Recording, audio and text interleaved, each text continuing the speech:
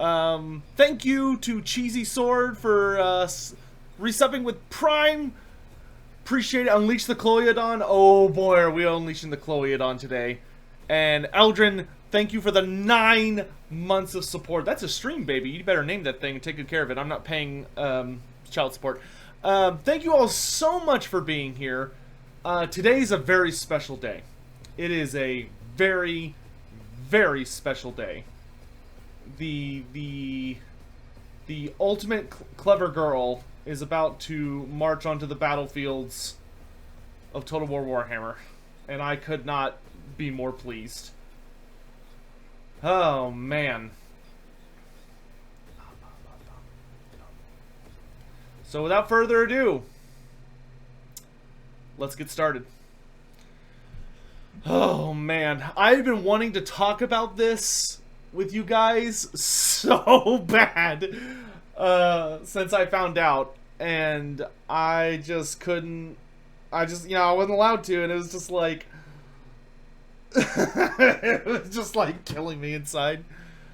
Well, I learned about this when we got beta access, or not beta, media access. That's the word I'm looking for. That's when I learned about it. So I am really happy to get to show it off finally. We're going to be doing the Vortex campaign because I'm only allowed to play up until turn 75, so I feel like doing a Mortal Empires campaign would not be as good of a use of time. To make things interesting, why don't we play on, let's do the usual. But we're going to play Vortex so y'all can check out all the goodies. Would it be possible to move the Cloyodon to the Cult of Sotek? I'm fine where it is, honestly. I actually really like Oxyotl. I really like Oxyotl. I don't want to be near that weird plaque-holding weirdo. Do we need a Chloe emoji? We do. I need to talk to a new emoji artist.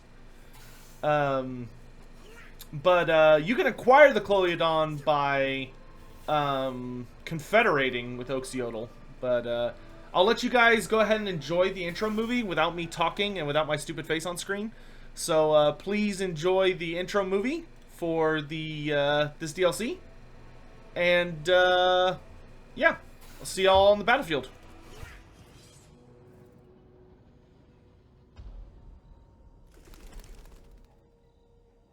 The skies over Nagaroth are stained crimson, for the dark gods are pleased. Torox, the doom bull of living brass, has brought glorious destruction in their name. But the blood beast craves more. The lords of ruin appear to their servant in a vision, promising far greater rewards for a far darker fate. Torox must carve a bloody path to the heart of the dark, where stands the most malign of all herdstones. There, in a ritual most foul, an age of eternal slaughter shall be unleashed upon this mortal world.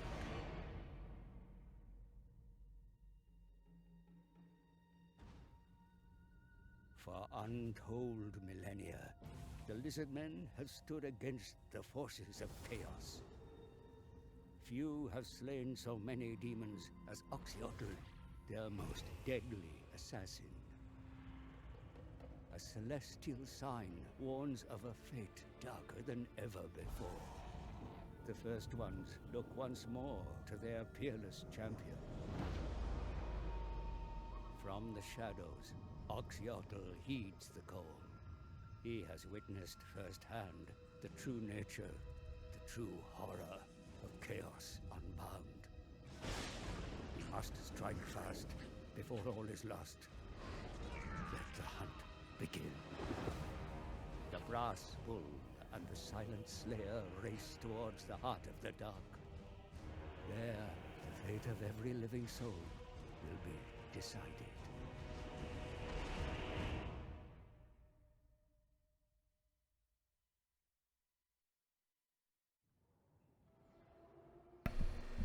Tech says, an enigma even to his own kind, Oxyotl's time in the realm of chaos left him with terrible burdens as well as powerful gifts. The knowledge of the world's fate, should chaos succeed, weighs heavily upon him.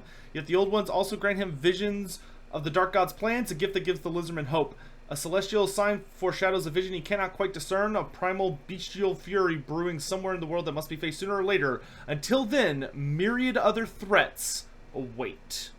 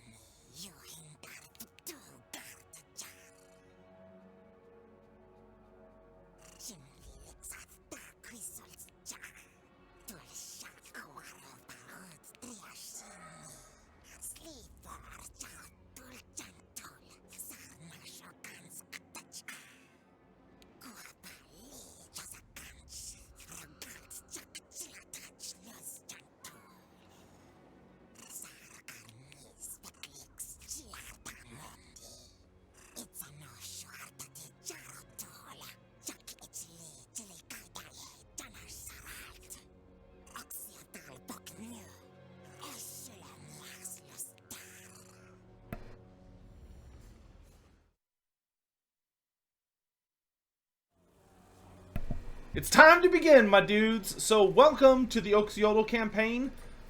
This campaign is actually super fun. It's really different, but it's really fun. And here, of course, is me. I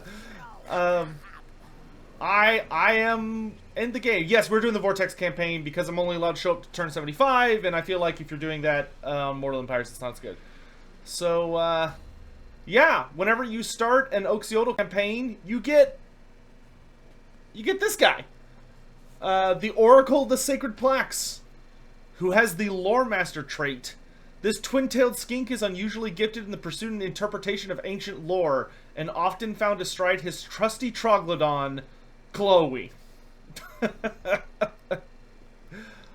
Oh man, it is such a shocking thing to see. This one rolled arrogant. Yes, he did. Fitting for a stream.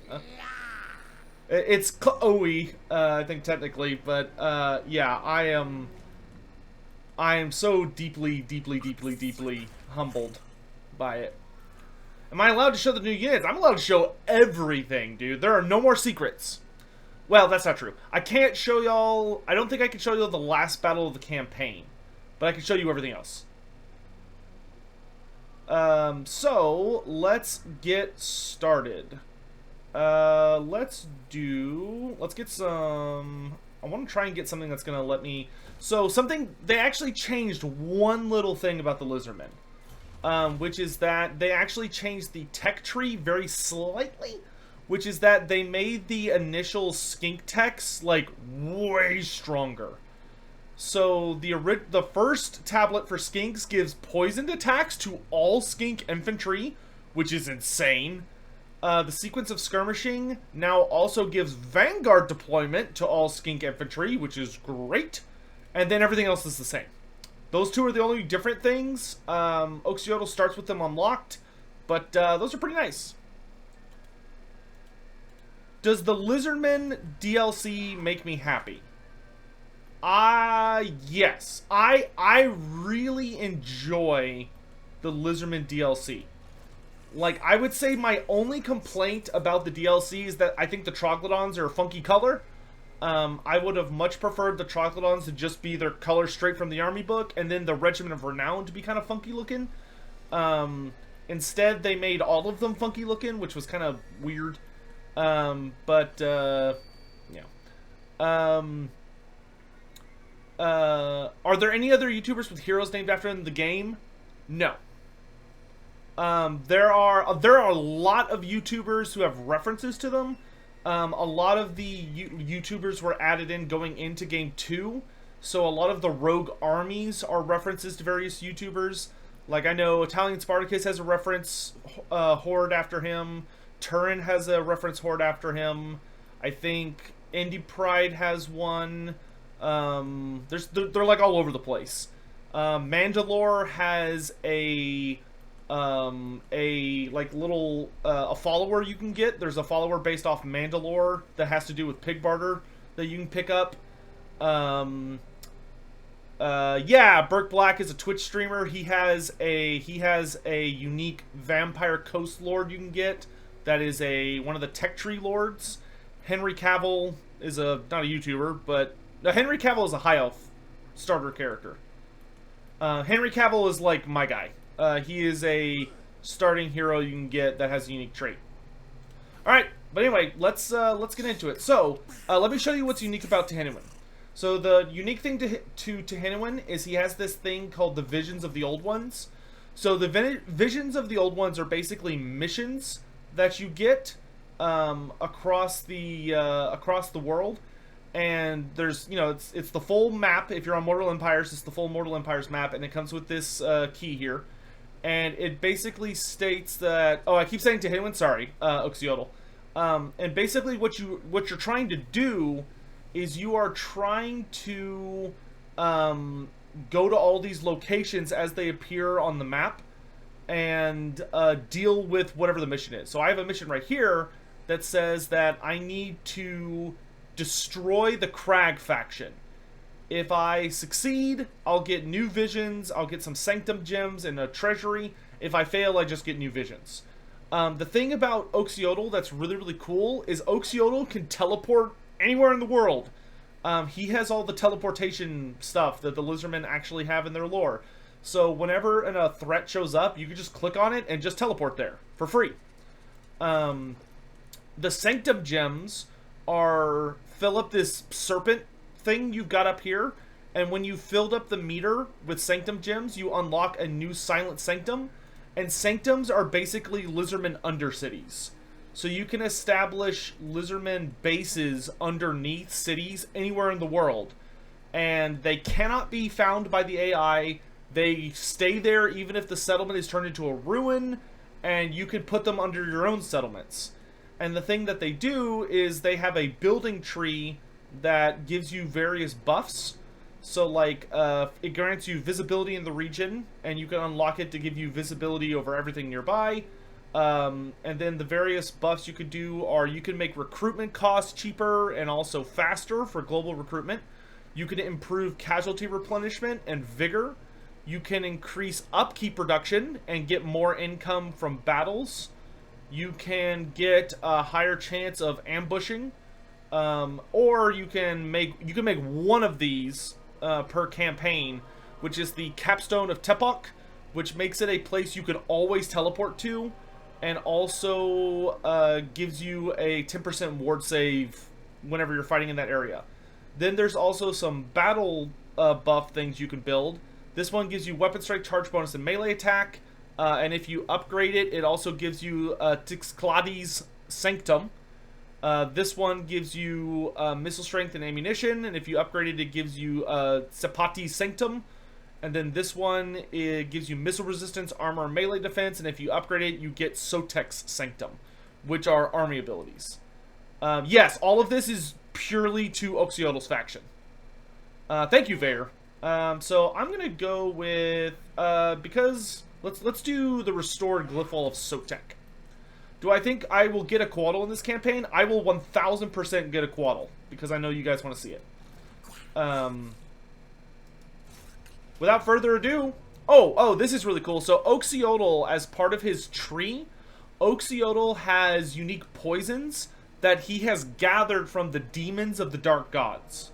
Oxyotl starts in the same place, no matter if you're playing Vortex or whatever. So whenever you play Oxyotl's campaign, you start with the Corn Toxin, and you also start with the Slanesh Toxin. So you can put them on any shooting units. I like to put them on Chameleon Skinks, and they give different buffs. So the Fireblood Toxin gives you flaming kind of exploding blowpipe shots and also sundering damage. And the Slanesh arrows are kind of like purple fire, and they give the discourage effect. But without further ado, let's get into it. Is there Samaj? No, I have not seen any evidence of a hidden FLC Lord. I've heard a lot of theorizing over the weekend of people thinking like Toddbringer's showing up or like Goros is somewhere. That is not a thing. I swear to God, I am able to share everything with you guys now. The only thing I cannot show y'all is the last battle in the Vortex campaign. Well, actually, I can show it to you. I'm just not allowed to go past turn 75, which is what I think they meant. Does Oxyodo get a mount? No. He's a sniper character. So the way Oxyodo works is he is super duper duper duper stealthy. He also hits like a fucking truck with his missile attacks. And what you do with him is he normally has a range of 120, but he has a unique ability called Master Predator. And when you activate Master Predator, it makes Oxyodo gain Snipe, Unspottable, and he gets plus 20% extra range. So he just hides, and you just go until everything's dead. Oxyodo is really mean. But you'll notice here that both of my Chameleon Skink units have unique ammunition now. And they have unique melee damage because I gave them toxins derived from demons. And then here's me and Chloe. Here we are. So you got the Troglodon. I'm gonna say it. I gotta be honest. The Troglodon is like insanely strong. Insanely strong. It is so strong. It is a brutal model. So, all Skink Oracles have to come on a Troglodon. You cannot take Skink Oracles on foot. They are a hero choice that has to come on a mount. They're kind of like Tic-Tac-Toe on his Pterodon. You never noticed there was a Troglodon in my background? There is. And it's supposed to represent Chloe. Alright, so let me show you guys what this thing could do. So the Troglodon has just a metric assload of armor-piercing, anti-large shooting. He's also a wizard, which is almost overkill, to be honest. So I'm going to have Tehinuan start sniping. I'll talk about the new Chameleon Skink unit in a second. But what you'll notice is that he actually has 2 shooting attacks. So not only does the Troglodon spit, but the Skink Oracle on his back also casts out, like, magical bolts. So he has 2 shooting attacks. So he burns through ammo really quick. But, like, good absolute god, he hits for just a lot. It's a monster that is very good in close combat. It's also very good at range. It is, frankly, pretty brutal. You'll notice because my Chameleon Skinks have demon blood on their blowpipes, they shoot unique colors, which is kind of cool. One other thing I want to show you. So this is the new Chameleon Skink unit, the new Chameleon unit. So these are the Chameleon Stalkers. These guys are very weird. They're actually a melee unit, not a ranged unit. And what they do is they have, I don't know what the word is for them, but they have like these pre-battle shots, or precursor. They have precursor missile weapons. So they have very, very little ammo, but the stuff they shoot are like minor explosions, like minor blasting charges, kind of explosions, that do a ton of damage to low armored targets. And then you can throw them into melee. Their melee stats are pretty but what you really want to do with them is you want, if you, they do stalk, so they're, you know, they're really, really hard to see. But what you could do with them that makes them really spooky is you basically throw them behind the opponent. So you deploy them like off to the side or behind the opponent or something, and then once the battle has started and you're engaged with your enemy, what you could do with them is then you functionally unleash them to You basically unleash them at that point to run up behind them and just go, and then they just explode everything. Oh, by the way, another cool thing about the Troglodon is it can shoot while moving. This thing is like super obnoxious. So the Skink Oracle can shoot while the Troglodon is fighting, because they basically operate as independent entities, which is grotesque, but super duper fun. And you'll notice when he shoots, this guy hurts. Both of those, that was 1,000 damage. Between the two of them. Like, the Troglodon does like, yeah, they do a little over 300 damage. And then you can cast magic. What difficulty is this? This is very hard campaign, hard battle. So this is the second highest difficulty. But yeah, the Troglodon is also very, very good in close combat. It's got poison attacks, pretty solid melee defense for a monster. It's got armor piercing. It's great. It's fast. Is there anything new on the campaign map? Not really. There's one new settlement, which is the Frozen City. No, I can show it. I will show it to you here in just a second. I can show you. The Frozen City is the only new settlement. The Ancient Salamander is now a complete joke. The Ancient Salamander needs to be really well made as a creature that's job is to make things flammable and synergize with the fire build. That is the only way they're going to make that thing useful. Let me show you. So for Oxyotl's faction, Oxyotl has a unique thing he can do. Whenever you defeat an army of the Dark Gods, so you defeat Norskins, Warriors of Chaos, Beastmen, you can do something called Harvest Materials, which Harvest Materials gives you money and also gives you plus 20% ammunition for 3 turns.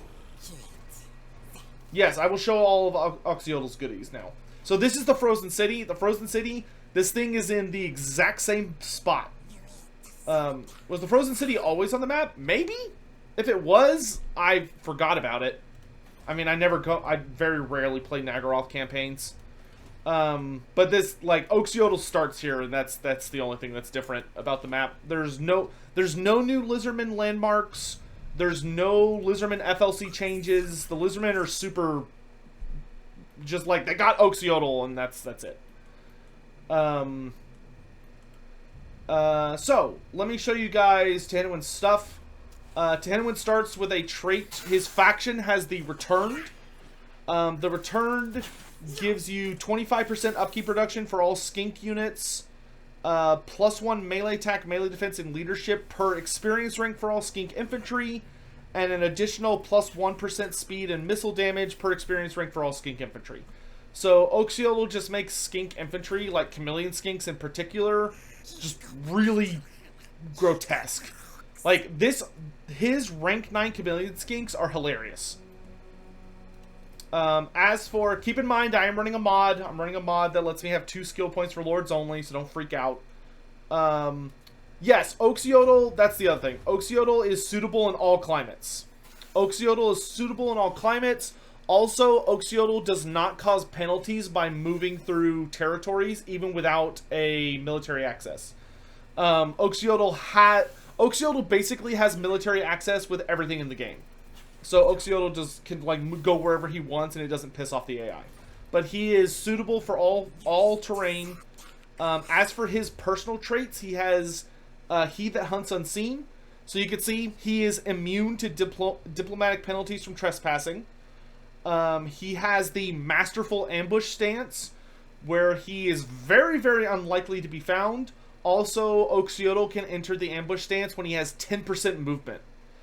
So instead of 25%. So Oxyotl can enter ambush stance very easily. He also gives plus 50% armor piercing damage, or missile damage, on all skink infantry. And he gets plus 200% experience for units when fighting all chaos armies. So Oxyotl is pretty strong, honestly. Alright, so let's get started.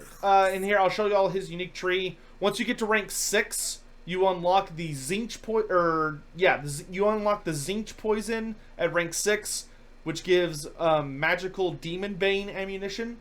And then at rank 9, you unlock the Nurgle Toxin, and the Nurgle Toxin causes the Slow Death effect, which Slow Death is a poison that causes damage over time. Then when Oxyotl hits rank 12, he gets his unique stuff where he generates a Sanctum Gem every turn, gets 15% extra research, and plus 150 unit experience per turn. Minus 8 leadership for all Chaos armies in his local area, plus 4 untainted in his local province, and his army is completely immune to sight against all Chaos. Hey! Kefkul, thank you for subbing Prime. I really appreciate the support, and I'm glad you're enjoying it. Hidden Nuisance. This one is fucking hilarious. Hidden Nuisance makes it where you have even less chance to be detected in ambush stance, and then all Chameleon Skinks gain Unspottable and Snipe, so they can shoot and stay invisible, and all of your basic Skink infantry, all Skink infantry gets Stalk.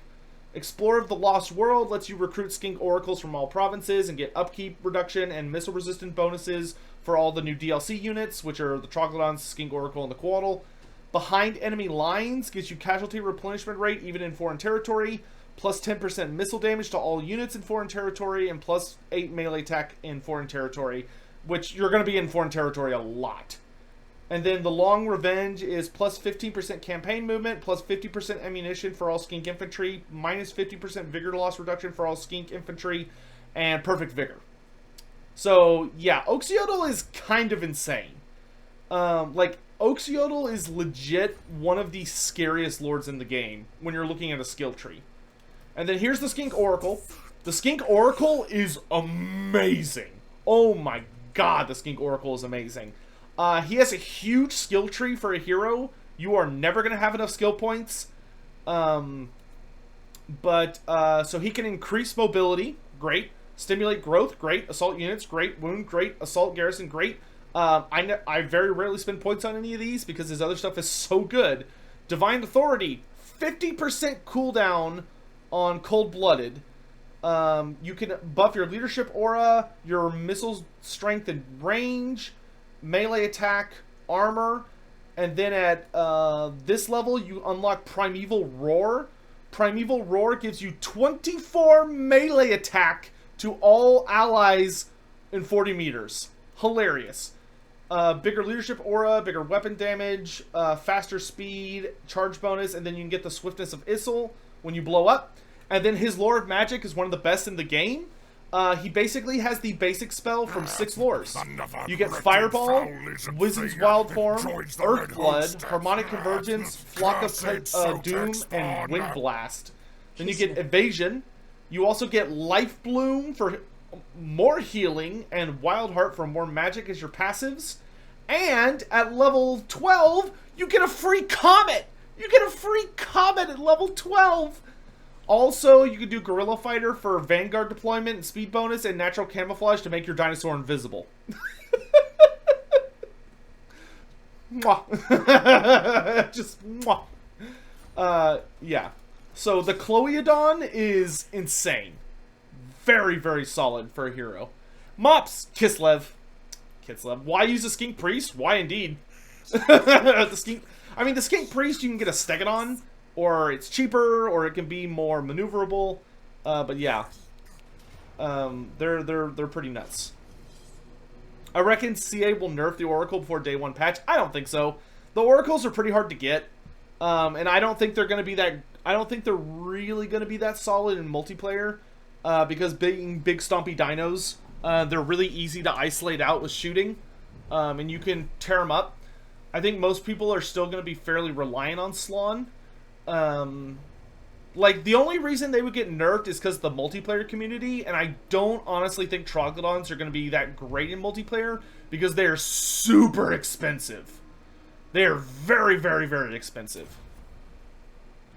They're the most, for obvious reasons, they're the most expensive hero, for the Lizardmen. Alright, so we're going to put Oxyotl up here so he can just snipe away. Chloeodon. So, there's no reason to nerf it. It's not like the Ancient Salamander got nerfed because the multiplayer community was really butthurt that it had the ability to slow you down and make you flammable. That being said, I think everybody and their mother would agree that Creative Assembly over-nerfed it, and I don't like what the multiplayer community had done to the... I just don't like the multiplayer community. That's not true. I love those guys. Man, they sometimes, in their desire to make the game cater to them, they make some bad things happen. I really don't like what happened to the Ancient Salamander, because they just wouldn't stop getting on a high horse about it. It's all Turin's fault? It is not Turin's fault. Turin is not out there bitching and moaning about stuff. It is not Turin. I'm not going to say who it is, because I don't want to start a shit show with some other people, but there are some responsible individuals who I will not name. What's Oxyottl's range? Normally it's 120, but if you hit this handy button right here, it goes up to 144.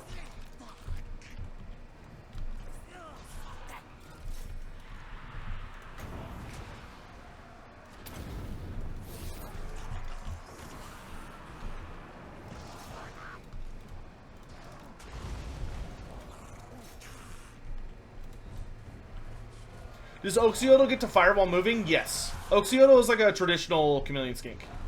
But, you know, better, because he's a character. Come over here, big guy.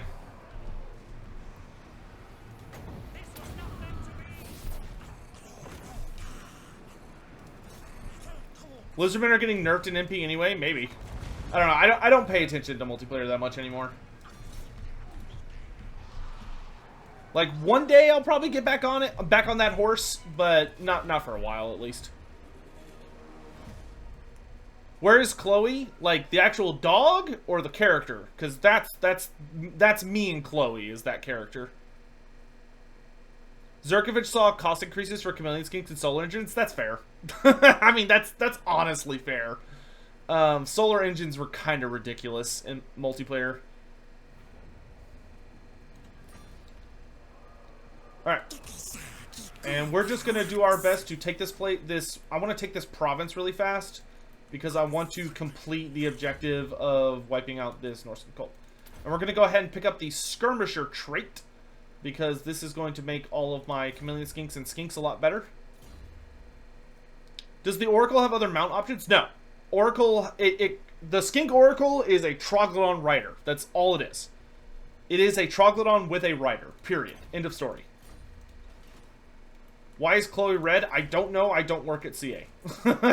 Please don't. I can't answer design questions.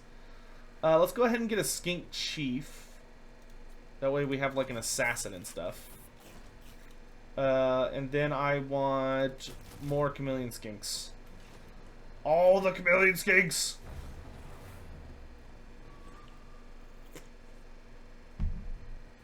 What does my special trait do?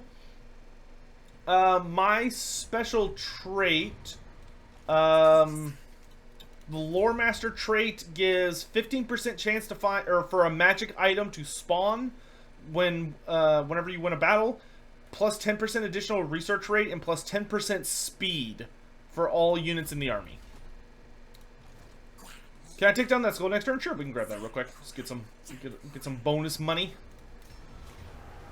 And the game is like, oh, you're not going to win this. And I'm like, haha, that's cute. Does the Cult of Sotek still start with the Saurus building? No, I think they fixed that already. I think they fixed that a while ago, actually. What do I think the Yogg's cast is about? I have no idea. I have no idea. Like, I think CA just likes the Yogg's cast. I don't think it's like a conspiracy. Do I know where the origin of death magic comes from? Death magic is one of the naturally occurring winds of magic. So, like, when you're studying the winds of magic, or, like, analyzing them, the winds of magic naturally break apart into 8 distinct lores. Is the way that the elves taught it to humanity, and it's kind of the way the elements, like, naturally occur.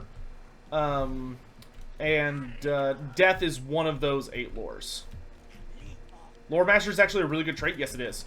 Okay, by the way, check this out, dude. Look at the Oxyodo color scheme. Isn't that sick? It's like black, or like dark blue or black and orange.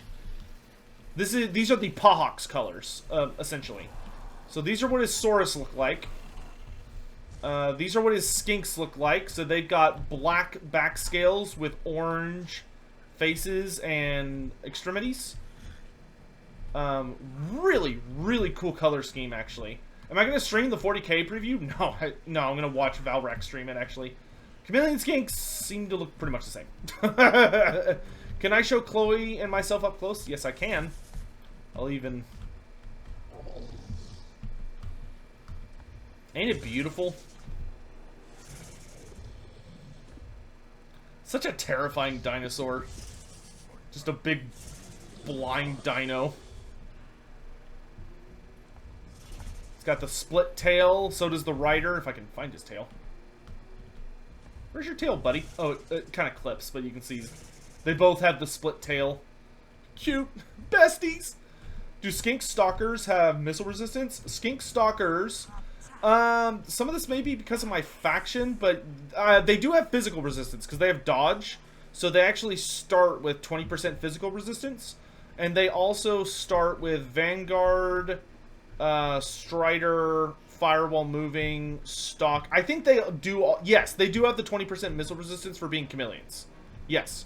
So Chameleon Stalkers, despite being a melee unit, do have the, they have 20% missile resistance and 20% physical resistance, which is a lot. But they need it. Like, they have very little armor at 40, and they're a melee unit. So, they're really squishy. No, Troglodons do not have eyes. Troglodons they're blind. Alright, Chameleon Skinks, let's have some fun. Stalkers, let's go around the back. And Oxyodo, we're gonna hunt some war machines. Actually, we're gonna hunt some depth guard. Troglodon, let's roll. I can actually take out those cannons. Whoa, God. I'm gonna do my best to take out those cannons with some fireballs.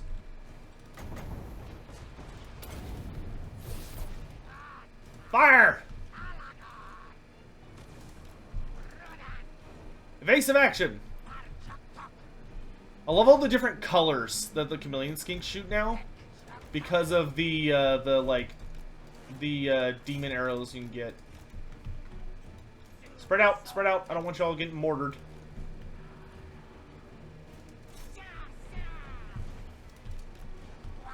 I have the Troglodon go wide. Code underscore of underscore zero I need cheered. to... X100. Hi. Hi! Hello! Thank you for the bits, Code Zero. I appreciate it. Oh, Code Zero, it's good to see you. I feel like it's been a while.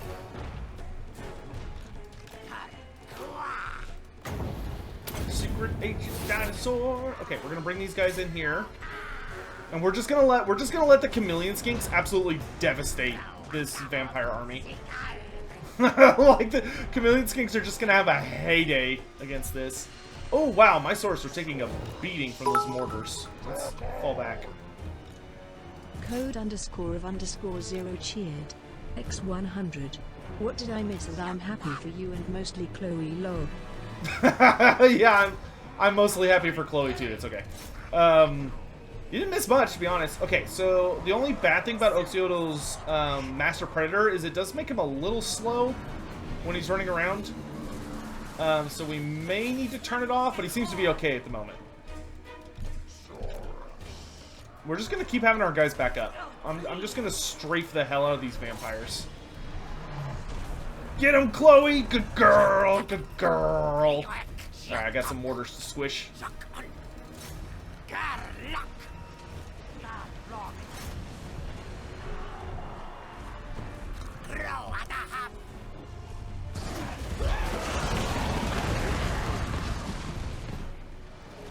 Y'all think the vampires are having a bad time? Okay, we're gonna have Oxyotl fall back because he got caught up a little bit in combat. Here, you booger. Oh, chameleons, run away! Troglodon, run away! Saurus, to me! Now, Oxyotl keeps getting caught for some reason. Skinks, forward!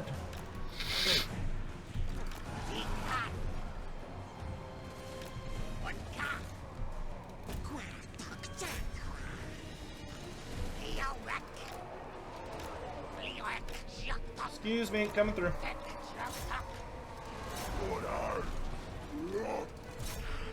Shotgun's hurt.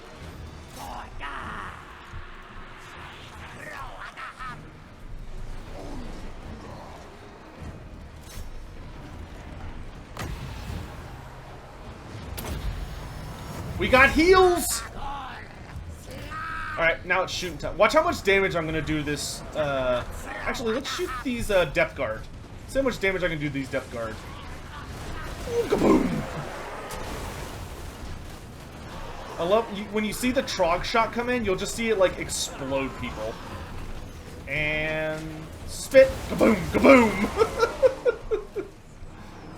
Okay, I'm gonna focus on their boss now.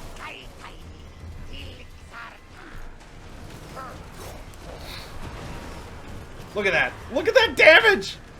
Look at that damage! Kaboom! Kaboom!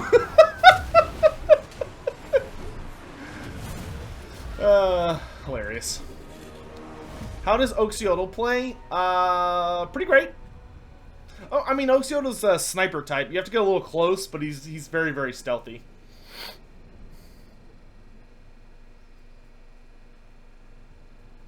Oh yeah, Depth Guard are terrible. Depth Guard are so bad. They're so bad. They need a nerf so badly.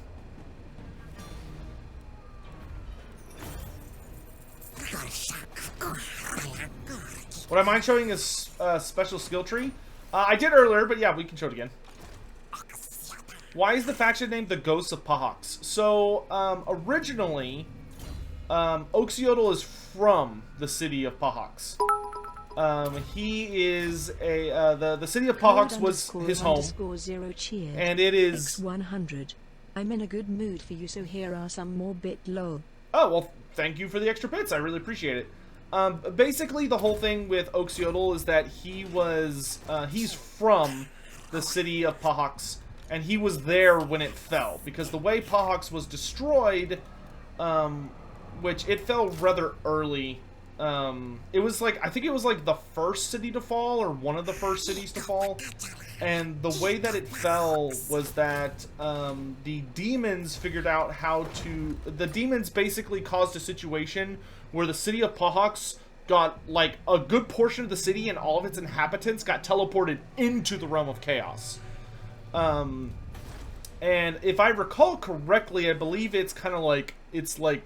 name, because all the Lizardman cities have like titles essentially, and if memory serves, the title for Pahox is the City of Ghosts. But all of the inhabitants were just sucked out into the realm of chaos itself, and yeah, it was a bad time. Can we see the building update? I don't know if they changed anything with the buildings. They added the Skink Oracle to the 4th level Temple of the Old Ones. And you get the, for anyone that wants a Quaddle, you get the Quaddle from the Pterodon building. Or the Ripperdactyl building. And then the new Skink unit, the Chameleon Stalkers, are from the spawn pools. And the Feral Troglodon is a tier 5 monster. So it's up there with the Feral Carnosaur. Are Stalkers cheaper than normal Chameleons? Yes, because Stalkers are not a missile unit. They are a melee unit. I should get a couple of red crested skinks. Yeah, we'll pick up some. This is going to be a pretty skink heavy army, because Oxyotl just gives the sexiest buffs to skinks. Let's go ahead and upgrade our Undercity here, or our Sanctum, our Silent Sanctum. Let's just get all the things. Just give me all the things.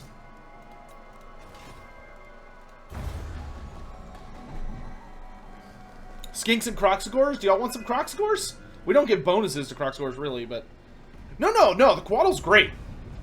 Don't misunderstand me for, like, lack of hype. The Quaddle is fantastic.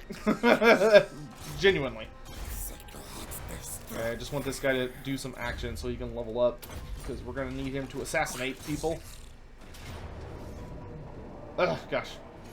The only bad thing about these Norscan settlements is that because they all have Marauder champions, if you try and auto-resolve any source in your army, just die.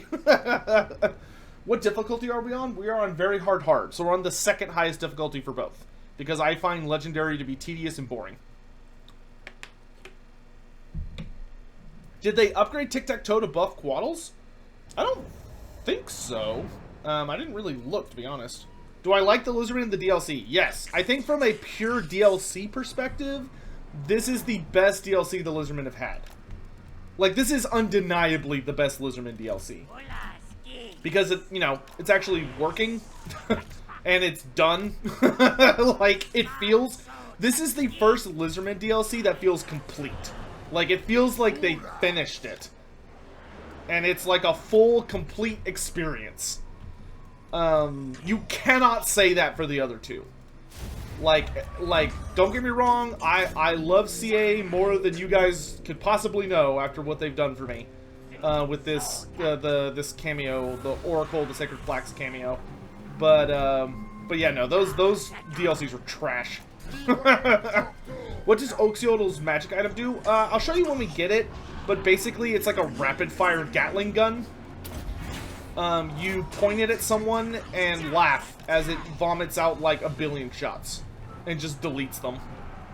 But it's pretty hard to aim because it fires like on a flat plane, so it can very, very easily miss.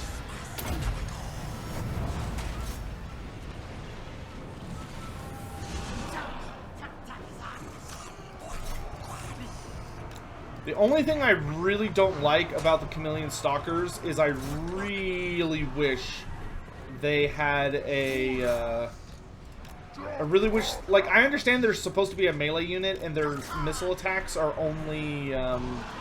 they're precursor shots, so they're just designed to, like, soften up your opponent before you fight. But I do really wish they would...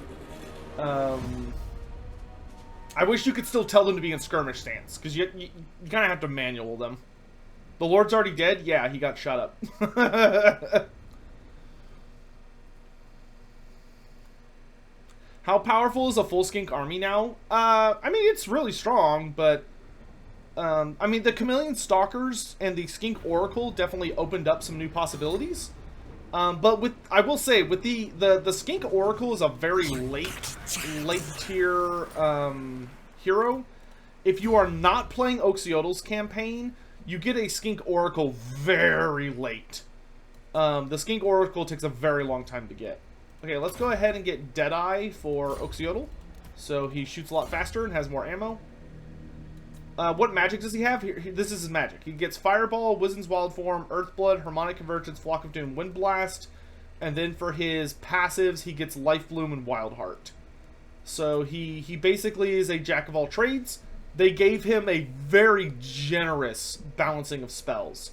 Like, you've got a good single target damage spell, a good AoE on any type of target spell, a good anti-infantry spell with Wind Blast, a heal with Earthblood, a single target melee attack and melee defense buff with Harmonic Convergence and also armor if you upgrade it, and then Wizen's Wild Form for a good like AoE buff. It is a beautiful selection of spells. Like, top notch.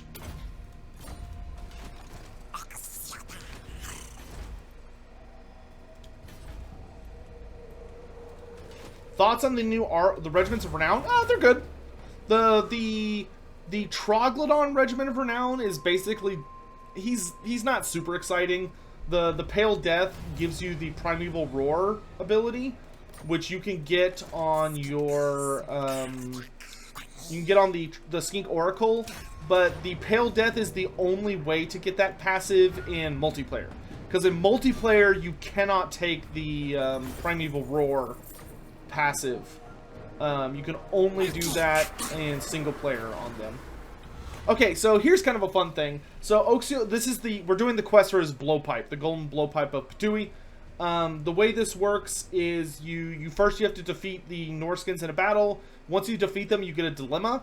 You can either choose to pursue the artifact, which allows you to fight the quest battle for your item immediately, but you have to fight a larger army of Dark Elves and Norskins, or you can pursue the source, which is it won't let you fight the quest battle, but instead gives you a mission to defeat some Dark Elves on the campaign map. And if you decide to do that, then when you fight the quest battle, you only fight the Norskin army, which that's the one I'm going to go with.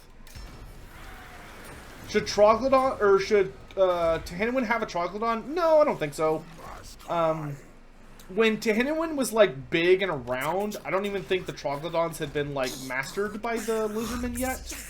Yo, Zinc poison! I love Zinc poison. Let's get piercing shots for more missile damage. And I'm going to move here so I can heal, because I decided to sack instead of occupying right away. And then let's pick up Harmonic Convergence. How would I compare the Carnosaur to the Troglodon in-game? The Troglodon has poison attacks, and he also has a very, very limited ammunition attack that is very painful, and is also poisonous, but it can be difficult to aim, because once again it kind of shoots on a flat plane. The Troglodon is more like just pure raw damage, and also is much, much better against large targets because it has anti-large on its melee attacks. And it has a higher damage and higher melee attack. The Troglodon, I think, has higher melee defense, and it has a shooting attack that's anti-large, armor piercing, and poison. But it almost operates more as like a support piece that you hopefully use all its ammunition and then you commit it to the fight. Hey, Twonkbox, thanks so much for using your Prime sub. I really appreciate it. Thank you. Alright, so let's capture this. What's Oxyot's most impressive feat in the lore? I would say undeniably his most impressive feat is that he literally walked. He walked out of the realm of chaos and all the way south until he got back to Lustria. By himself. With the dark gods actively trying to kill him. It took him about 7,000 years, but he made it home. Yes, this is the Vortex campaign. Alright, we're gonna get Dargoth upgraded as fast as we can, because I want that sweet, sweet obsidian to make my Saurus units cheaper. Nope. The Wailing Banner, not bad. Get cheaper agent actions.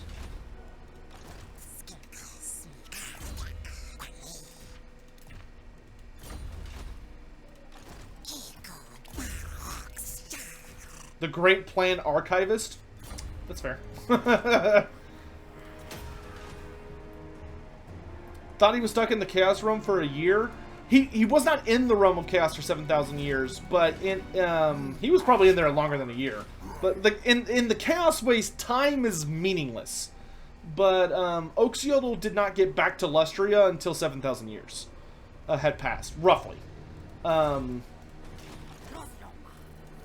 He was gone a really long time. He spent most of that time in the Realm of Chaos, but he eventually did make it home. Drakon, thank you, my dude.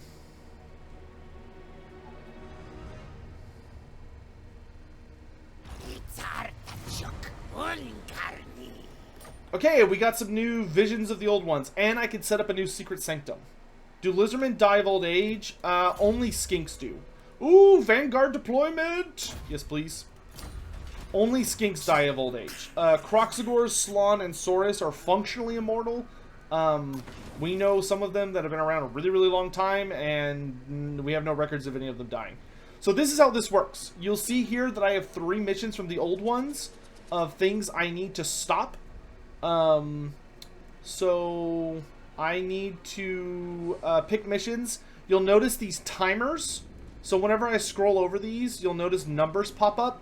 Those numbers are how long I have until those quests, until I fail. So like if I don't beat this in 7 turns, then the army that I'm supposed to wipe out will gain permanent buffs and will also gain 5% ward save, making them a pain in the ass to deal with. But if I kill them, I get this bonus for 5 turns, and I unlock 3 Blessed Skink Skirmishers. This mission makes the army that I'm supposed to kill a lot tougher, but if I beat them, I get some Sanctum Gems and some melee bonuses. This mission makes it where enemy sieges are much harder for me for a bit, but like, so they all have different buffs and stuff.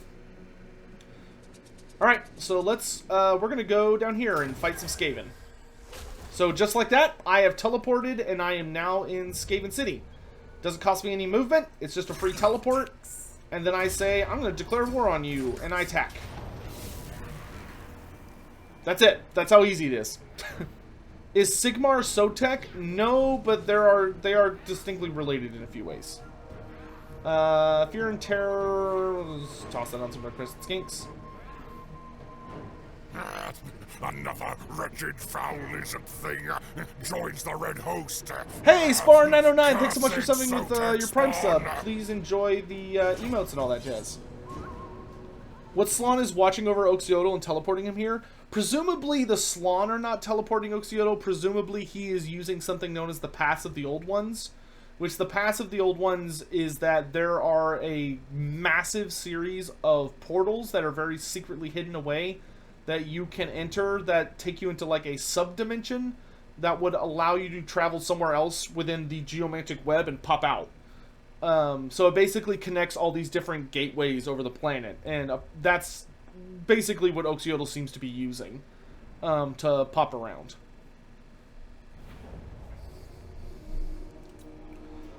Oh man, if only the Skaven weren't so far away at the start. Oh wait, I don't care. Because I am Skinks. My Saurus care, but that's fine, they can sit this one out.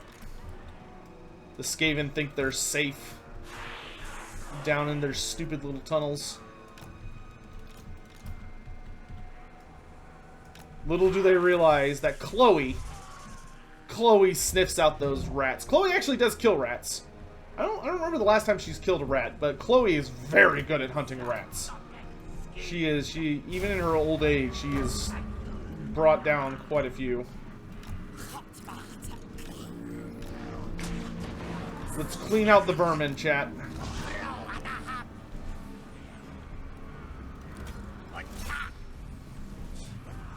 Get him, Chloe! I actually really like that animation. Because every time I see it, I'm like, oh, I missed. And then I realize that the tail actually is part of the animation. So you end up like hitting with a whole bunch of attacks that you thought you were going to miss with.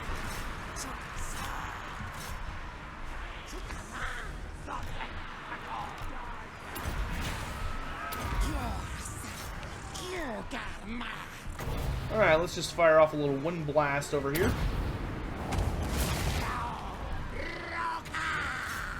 Where's that Gracier? Oh! Well, that was a nuke. Get out of here.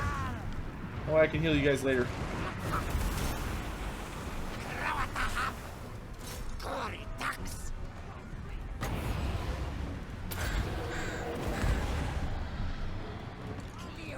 Skinks, forward!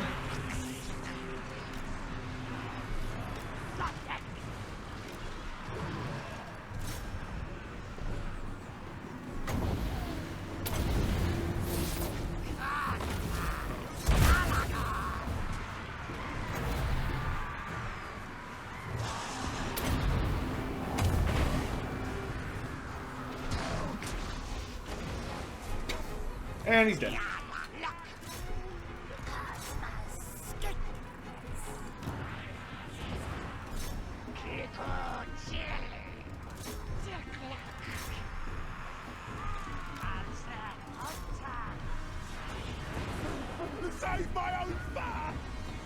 Is one Lizardman Legendary Lord fighting another Lizardman Legendary Lord accurate in any way to the lore? It can be, yes. The Lizardmen did have disputes that they would settle with violence. It was rare, but it would happen. Basically, what would occur is that one of the Lizardmen, like a Skink Priest, usually it was Skink Priests that would get riled up against each other. That would actually happen moderately often. Now, it wouldn't always go down to violence, but sometimes it did. And what would essentially happen is that if two Slaawn are fighting each other, you would have situations of basically, like, they wanted to do something with the Great Plan, or they interpreted something in the Great Plan that the other one vehemently disagreed with. And if they disagreed enough, they would start fighting.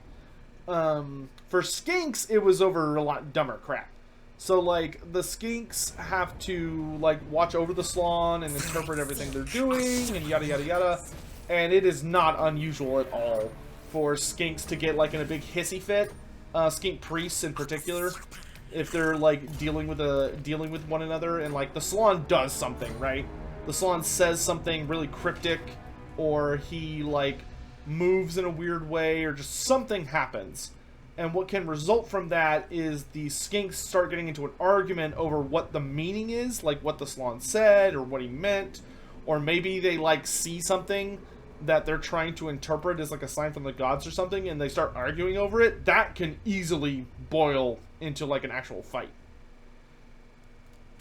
Alright, let's set up a secret sanctum. So I'm gonna put a silent sanctum quest up. $50. Holy swell! Congratulations that you and Chloe were immortalized in Total War. Hope we can expect videos and streams for a long time. Hey, Bulwark, thanks so much for the super generous tip, my dude. I really appreciate that. And, yes, I do fully intend to. Okay, so we set up a base underneath the Skaven. So what we're gonna do... I don't intend on coming here anytime super duper soon. But let's set up for Huanchi. And let's also set up for... I'll set up for, like, a melee army. Alright, and then I'm gonna blow up the Fuming Serpent, because why not? I'm already here. Just as a big F you to Ikit Claw. I actually never watched Seinfeld. Sorry to say. That disappoints anyone. Who's more sneaky, Oxyotl or Snitch? Definitely Oxyotl. Oxyotl is the king of sneak.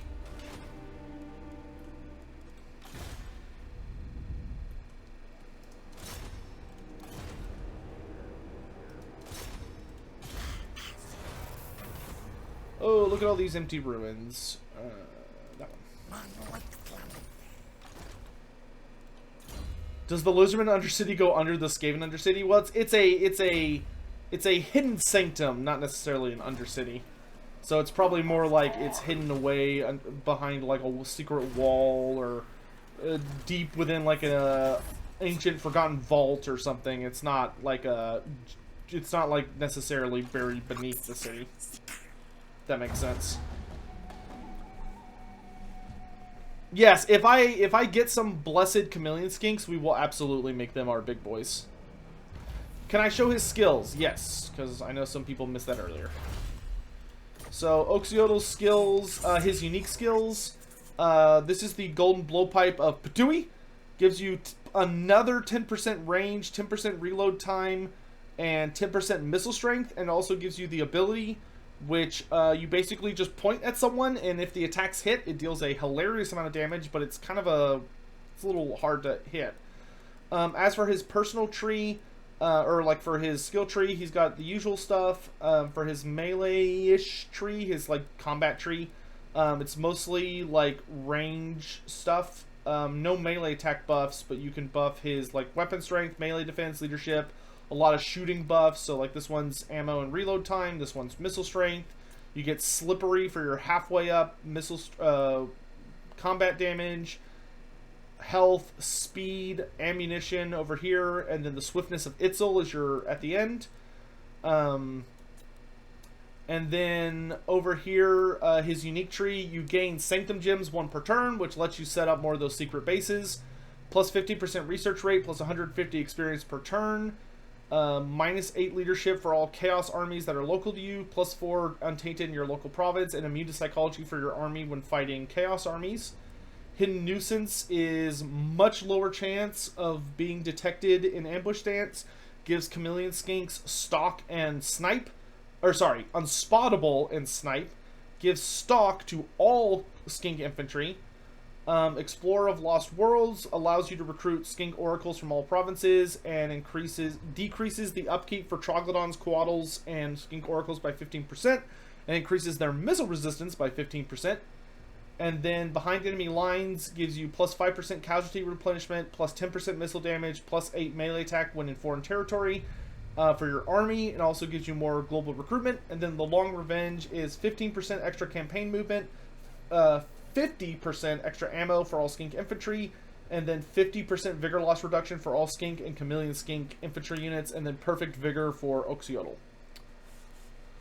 Which legendary characters did Oxyotl meet or went up against? He didn't fight any legendary characters, but he has met other, like, legendary lizardman characters. Okay, let's travel here. So he's met Mazda. We know he's met Mazdamundi. I don't know. We don't know what happened, but we know they did meet each other. To the extent that because the Slon met with Oxyotl when he came back, and when he came back, like, they kind of thought about searching his mind to see, like, what all he saw and everything, but ultimately the Slon came to the decision that searching Oxyotl's mind was not worth the risk, because if they searched his mind, there was a not impossible chance that some sort of, like, chaotic entity would be able to, like, reach through him and corrupt them. Like, he might have been turned into, like, a bomb or something, essentially. So they were like, we're just not gonna mess with him. We're gonna let Oxyotl do his own thing. Alright, what am I doing here? Kill Hellcreek the Infectious. Where is he? Okay, he's outside.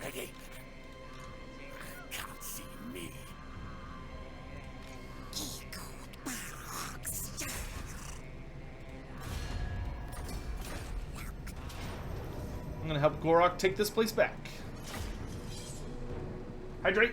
Hydrate, thank you.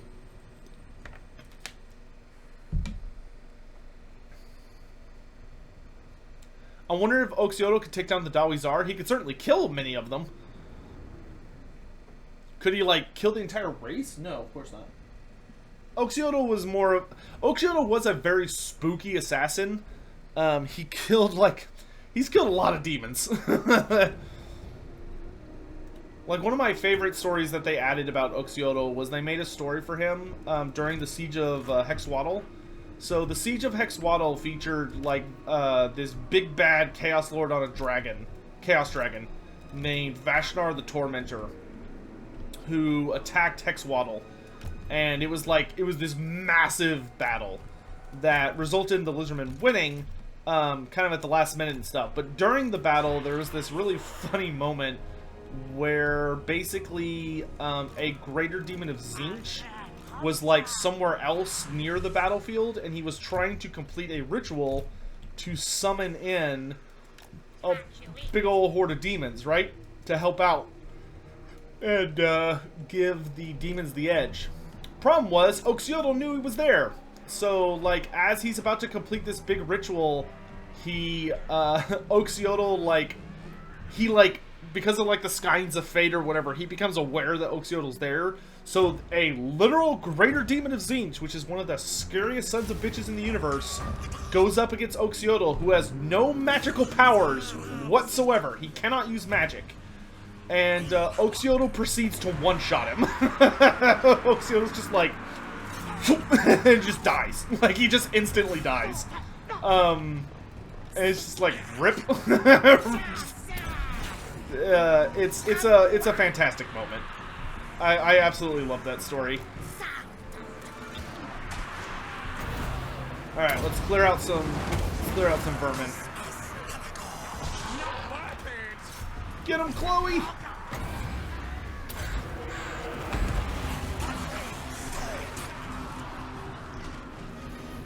That's his thing. That is his thing.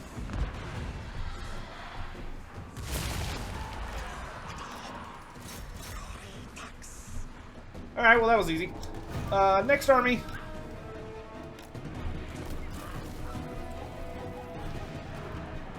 No, Be'lakor being insta-killed by Tic-Tac-Toe will... I don't think that will ever be trumped. That has to be that has to be the funniest thing I've ever seen in Warhammer Fantasy. Like, I do not think there is a funnier moment than that.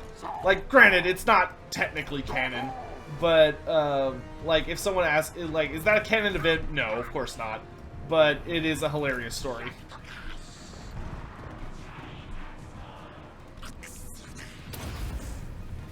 Oxyodo always goes for the kill shot. Well, Oxyodo's basically the Doom guy of the Lizardmen. Like, Oxyodo does not mess around. He is there to get shit done, and then the moment he, like, kills whatever he's hunting, he immediately leaves to just go after his next target. Like, he does not... He's not here to waste time. He's a skink on a mission. God, I love Wind Blast. Alright, Oxyodo, let's find a good target for you. Pop that Master Predator stance. There he is.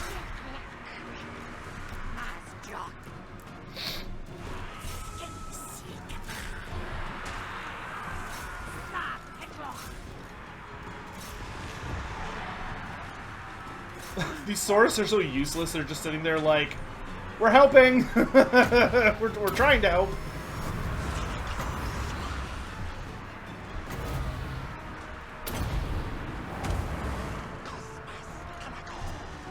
Now, one thing you'll notice here, so I'm going to let Oxyotl take care of the enemy general. When Oxyotl gets... So those are Oxyotl's shots. So watch Oxyotl, he's all the way over there, and he just goes... Like, he shoots out, I think he shoots out like 4 shots per volley. And if he actually connects a good number of those with you, like, he will wear you down surprisingly quick. Another wretched foul lizard. Like, it may seem like, oh, that doesn't hurt too bad, but, like, it builds up really fast. Oxyotl almost seems like a horde faction. Yeah, he kind of is. Hope you have a great day, and keep up the good work, Dean. Hey, Silger01, thank you so much, and really appreciate your support. I hope, yeah, thank you. Foul lizard thing joins the red host. Cursed Sotek spawn. Haruko312, thank you so much. I really appreciate you using your Prime sub here. Thank you, my dude. The really funny thing about Oxyotl is once you get him fully upgraded, his speed is hysterical. Oxyotl gets to the point where he gets like, I want to say you can get him up to like 80 or 90 speed, which for an infantry character is just hilarious. Another wretched foul lizard thing. Steady Stetler, thanks so much for using your Prime sub here. Thank you. Welcome to the Red Host. Hope you enjoy your stay in the community. If y'all haven't already, please join up on the Discord community. You can link your Twitch account to your Discord account, and it gives you like a special banner, and you get access to some things that are going to have some cool stuff coming up in the near future. So yeah, you should check that out. Why is there a hype train? Because people are subbing, which is very generous of them, and I really, really appreciate it.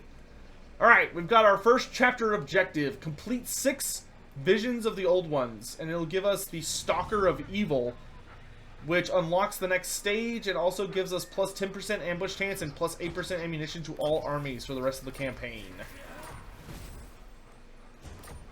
Malagor still remains the best runner. Well, yeah, when he's oh, we got the Nurgle poison. We got the Nurgle poison. Another wretched foul lizard thing. Silger, thank you very much for the 5 gift subs, dude. Thank you. Thank you very, very much. Another wretched foul lizard thing. Oh gosh. Sorry, we're gonna tell Throt to be quiet. Throt will get a little ridiculous if you let him just mouth off. Okay, so we've got all the demon toxins now. Let's go ahead and pick up Life Bloom. Steady, thank you for the kind words. I really do appreciate it. Thank you. And Silger, thank you again. That was very, very generous of you to do that. I really, really appreciate it. All right, if this place is worth money, we'll just sack it. We'll raise it. So you'll notice, even though I just raised that settlement, my secret sanctum is totally fine. My secret sanctum is still good. What is Twitch Prime? Thank you for asking and giving me an opportunity to shill for myself. I appreciate it. So Twitch Prime is that if you have an Amazon Prime account, which you may use for whatever you do in your daily life, you also have the ability to sub to someone on Twitch for free. So if you have an Amazon Prime account, then once per month, you do have to do it manually. It's not like a normal Twitch sub where it just automatically renews every month. Prime sub you have to do manually, but it allows you to pick a creator each month that you can sub to for free, which helps support their channel financially and also gets them or allows you to have access to their emotes and other content creators, stuff like that. Can I spot a secret, or can you spot a secret sanctum like a Skaven Undercity? No. A secret sanctum is more like a Vampire Coast port thing, where it cannot be detected. What's up, Elithanar? Elithanar wants to trade? You got it, bro. I'm cool with the high elves. Am I in the game? Yes, I am. Me and my wonderful puppy, Chloe, I have a YouTube video that talks about it that came out today. But when you start the Oxyotl campaign, you start with a hero, which is this guy, the Oracle of the Sacred Plaques, who has the Lore Master trait, which is the direct reference to myself and Chloe, my sweet pup. And I am super duper honored and humbled by it, and it's a really wonderful thing. Oh my gosh! Deathsa, thank you very much for the 5 gift subs. My goodness, guys, y'all are being all sorts of kinds of crazy today. Thank you. Thank you very, very much. I very much appreciate the support. Really. Thank you. Thank you very much. Yeah, I deeply, deeply appreciate it. Okay, this one, I've got to raise this up. Shush! Quiet, Throt, we know! Thank you for the hype train, guys. I really, really appreciate that. Hey, Kolno, thank you so much for using your Prime sub. Thank you. Okay, are y'all ready to see the like kaleidoscope of colors?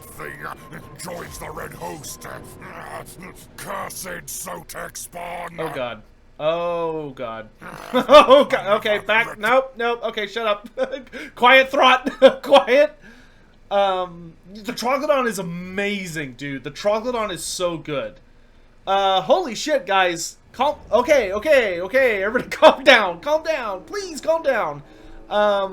Oh gosh. Bulwark, thank you for the 5 gift subs. Thank you. Really appreciate it. Hawkin14, thank you for the 100 bits. I appreciate the cheer. Thank you very much. Hawk Oddly, gifting 2 subs. Thank you. Thank you very much. I really appreciate it. Super duper generous of you guys. Thank you. Wow. Goodness, guys. Horrible Kids, thanks so much for using your Prime sub. I really appreciate it. I'm gonna have to keep telling Throt to shush. Throt's throwing a fit. Thank you, guys. Thank you. I really, really, really appreciate it. So yes, I am using a Troglodon. You can see it right here. Not only am I using a Troglodon, but this Troglodon is myself and my sweet dog, Chloe. 14 cheered. So, X100. if you want to play as me, you can actually do that now. Or if you want, you can kill me. If you don't like me or I annoy you, feel free to find me on the campaign map and kill me. That is also an option now. just look for Oxyotl and beeline in. If you want to kill me as quick as possible, I would advise probably Hellebron. Alright.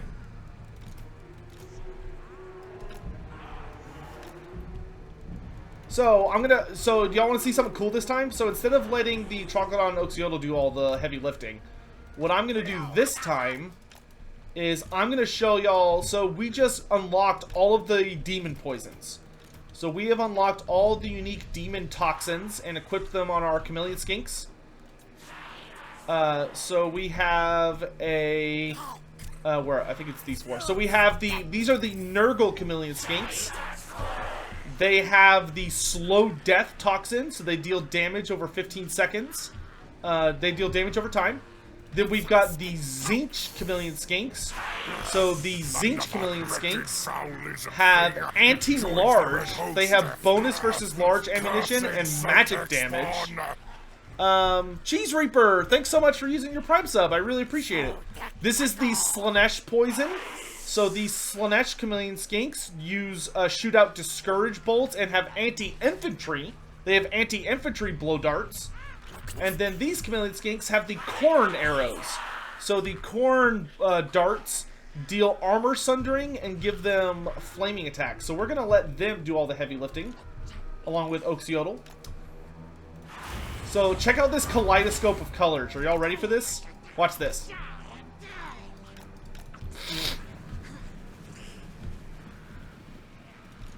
Hey, Kiro! It's lovely to see you. Unleash the demon blood! So we've got red. We got purple for Zinc, red for Corn, blue for Zinc, and green for Nurgle. So those are all of the demon blood darts. And then for reference, these are the normal darts coming in from these guys. You can tell more by their impacts. And also, I have the Sotek Sanctum, which has the Sotek's Poison contact ability. Sotek's Poison deals damage over time and reduces speed and charge speed. Boop! Summon the power of Sotek! I love it.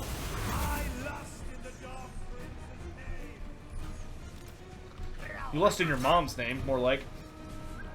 Alright, let's get some healing going. Let's have Oxyotl just sniping peeps. Oh, they're almost going to make it to my army, and then I'm going to run away.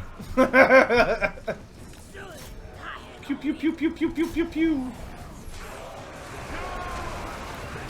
You think these guys are having do you think these Norskins are having a bad time, chat?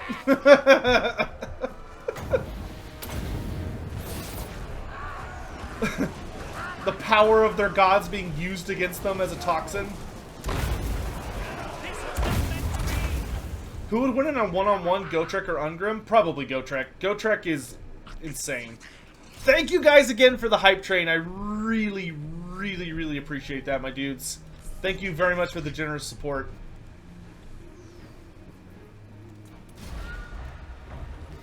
How do I think a battle between Grimgor and Be'lakor would go? Honestly, I think Grimgor would probably be able to beat Be'lakor because I think Be'lakor would underestimate him.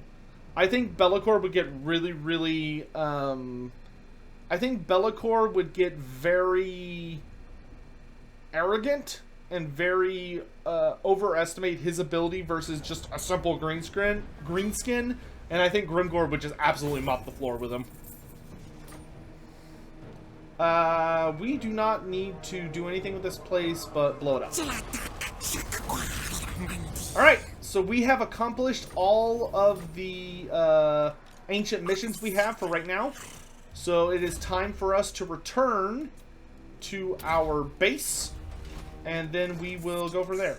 Someone asked earlier, how often can you teleport? You can teleport once per turn. So every turn, Oxyotl can teleport somewhere on the map.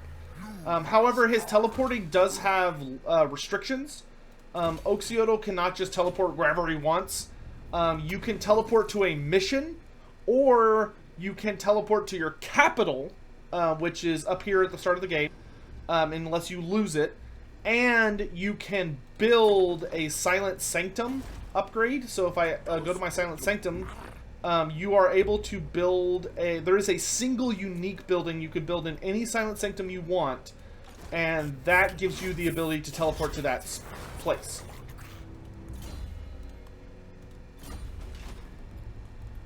Alright, settlement upgrade available. I want to save up because I want to get Dargoth to max level so that it can actually hold out against attacks. Because the Dark Elves are going to get up in my face. Speaking of Throt, he has declared war on me. What a rude boy. Oh god, he's coming for my base. Leave Dargoth alone! How well does the AI play with Oxyotl's mechanics? I don't know. I have not studied the AI messing around with Oxyotl, to be honest. Because, like, I guess I would have to, like, get on Hellebron and, like, babysit them. I have played through a Tarek's campaign off-stream, and Oxyotl was, like, alive through the campaign. Like, he doesn't seem to get one shot or anything. But I am not aware of what the AI is up to. Alright, let's go ahead and get rid of these Saurus, because the Saurus are just way too slow to keep up with my army. And I will take another unit of Stalkers and another unit of Crescent Skinks. Might be worth getting a Skink Chief in this army as well, just for, like, even more bonus damage. But, you know, we'll put that back here. How long? Okay.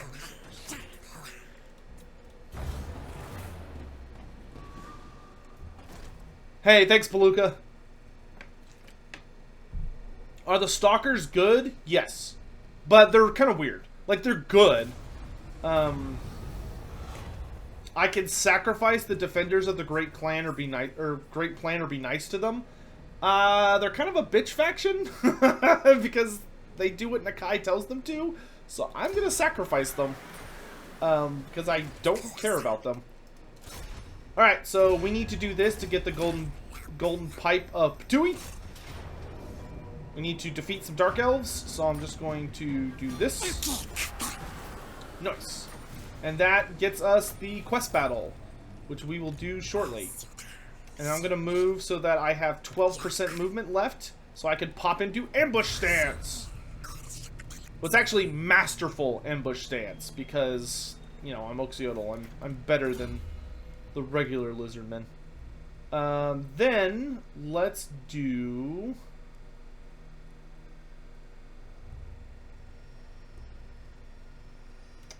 Let's do Ancient Cunning to make our ambush chance even higher.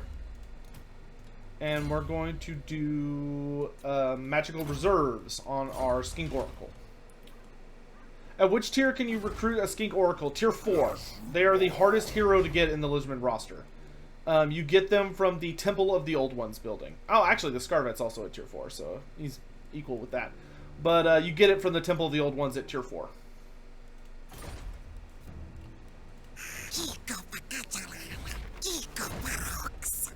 Yes, I concur.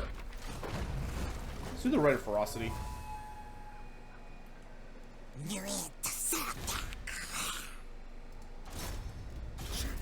Nice! Success on assassination. Good job, bro. Why don't you take... actually take damage walls.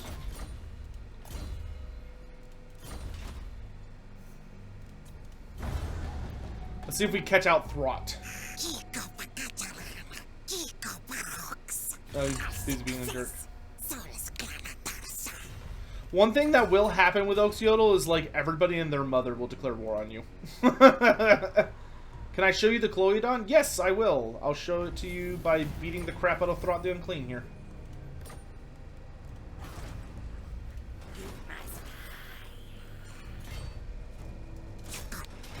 Hello, Throt.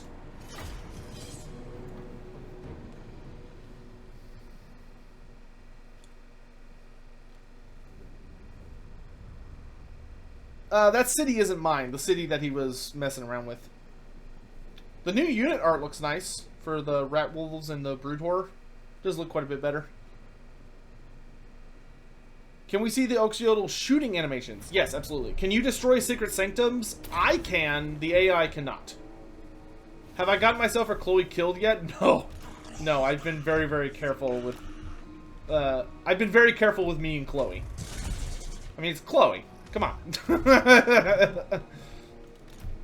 You think I would be... You think I would, like, frivolously throw away my sweet pupper? Do I think we'll ever get troglodytes? No. No. Those are from an exceptionally old piece of literature. I do not think you will see those brought into the game.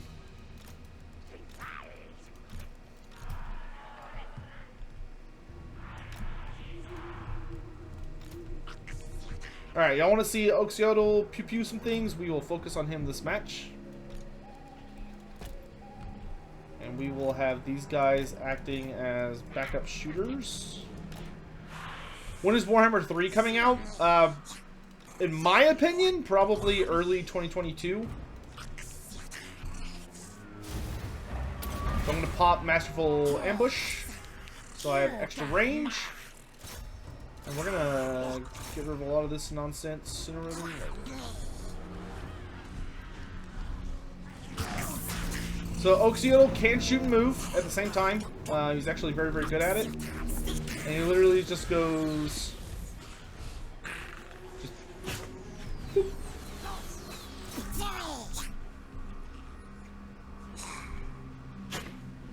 And you see, he shoots about 3 or 4 darts. He shoots more than you would probably expect.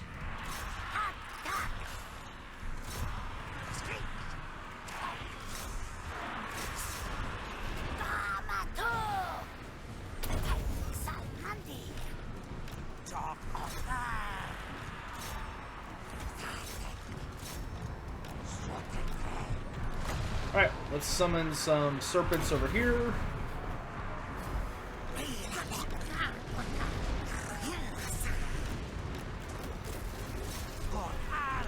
We'll have Oxyotl and the Troglodon focus on Throt the Unclean, and they will mow him down really, really quick, especially with a fireball to help out.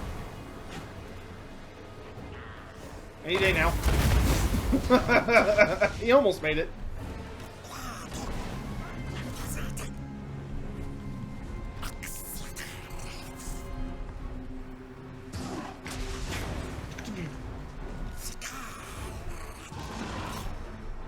And Throt's dead.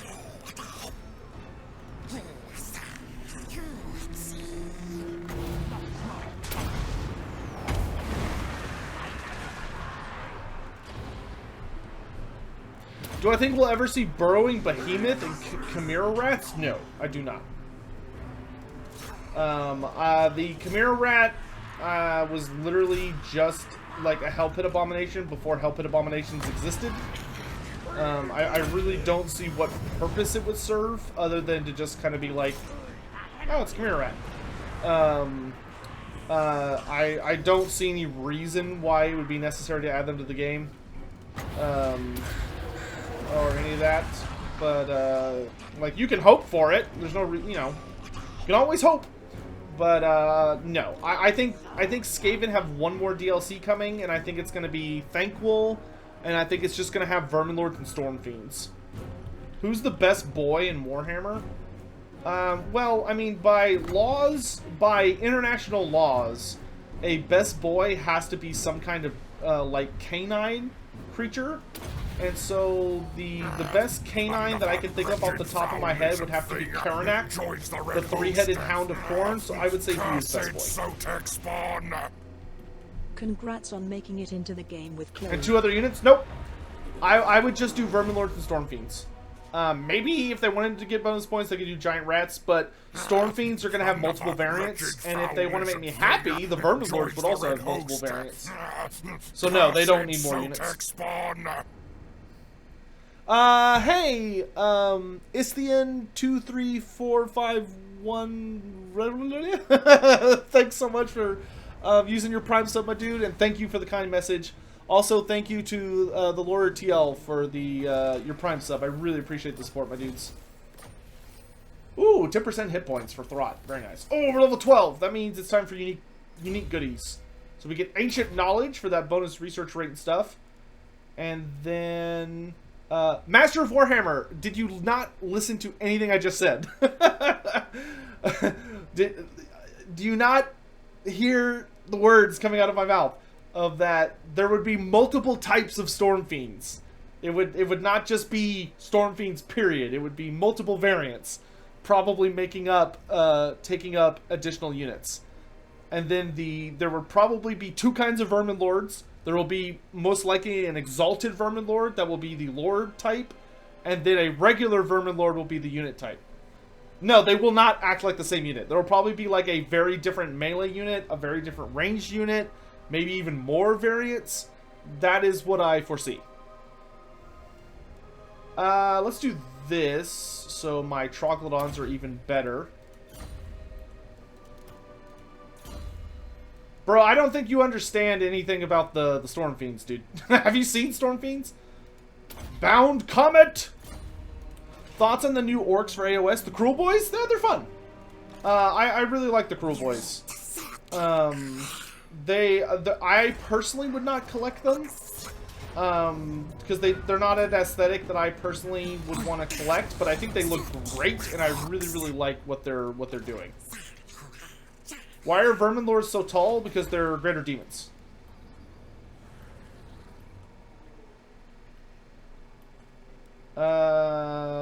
Okay, I'm still saving up to get a tier 2.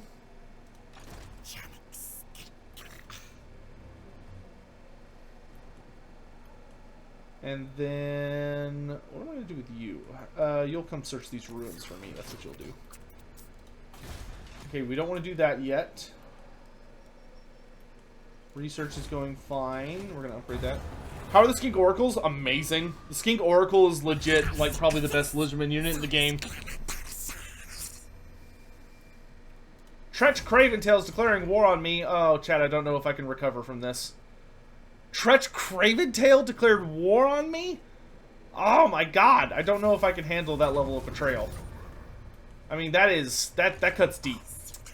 That cuts deep. Okay, let's pop into March Stance to go after these goat boys. Try and assassinate that guy.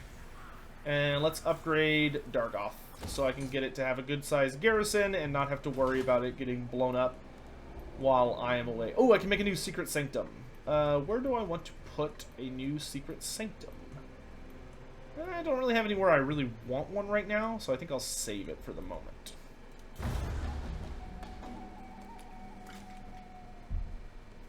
Why don't I expand into the Dark Elves? I will expand into the Dark Elves, but I do not want to expand at this exact moment in time because I'm still trying to get established in this province. And if I expand too quickly, I'm going to run into problems. In that, like, I won't be able to... I'll have too many enemies simultaneously, which is something I would rather avoid. I would like to take out some opponents before I'm just fighting, like, everybody on the continent at the same time. Okay, let's actually go ahead and get rid of this building and get rid of this building so I can put the Skink building in Dargoth, and then we'll put a military structure as well. Any more lore videos planned? Yes, there's always more lore videos planned. Obviously, we have, you know, more and more Chaos Dwarf Q&A videos coming out. Those will still be coming out for another week or so. Quick Head Takers at some point in the future. Give or take a few years. And then, of course, there will be other projects. How did I end up with 33k gold by turn 13? Sacking all the settlements I teleport to. Also, I have this Sanctum building that reduces my upkeep and post-battle loot significantly as long as I'm fighting in my province. Or, sorry, adjacent regions. Which I have been. Also, I took out a pirate cove thing. One of the sea things that gives you like 10,000 gold. Halo Gam donated $50. This is for Chloe only. Oh, okay. Hologam, thanks so much for the very generous tip. Oh, Hologam, you're here. Chat, how would y'all like to do some giveaways? How about that? Let's do some giveaways, chat. Oh, the ogres are here. These brutish Hologam, if you would be so kind as to run it. But I'm going to be giving away keys to this DLC. I'm going to be giving away keys to the Silence and the Fury. And I'm also going to be giving away keys for the Call of the Beastmen DLC. So that way, if you already have Silence and the Fury, but maybe you don't have the Beastmen DLC, this could be a good chance for you to get it. Or if you don't have either, this could be a good chance for you to get both. So, Hologam, I think, here, I'll type it to you. I don't want to say it just yet because everyone's going to start typing it. Let's do it by keyword. And the keyword, let's do,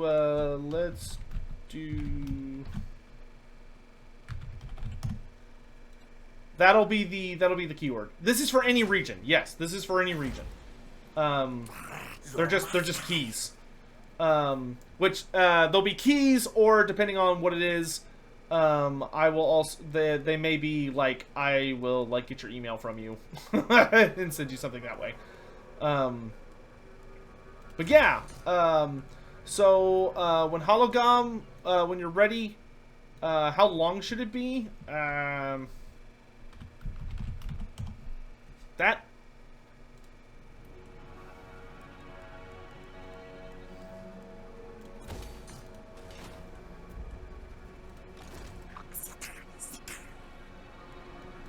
Okay, so we can pick up ogres.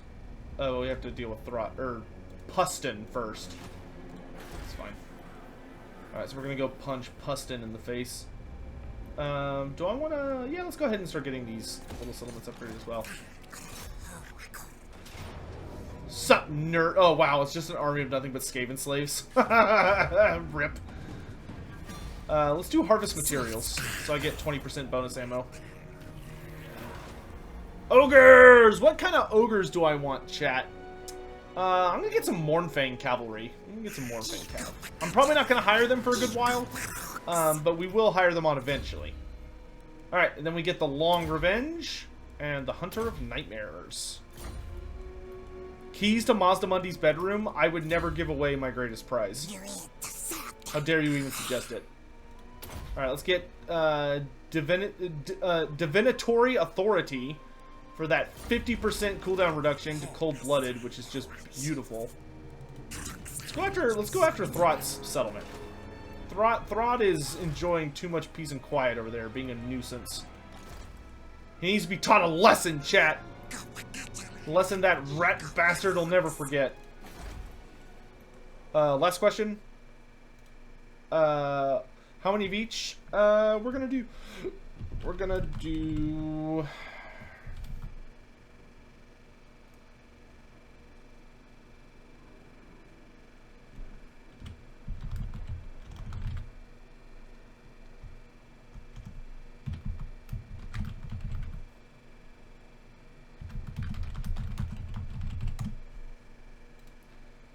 So we're just going to do it one at a time throughout the stream, Hologam. And I think we'll get through all of them today.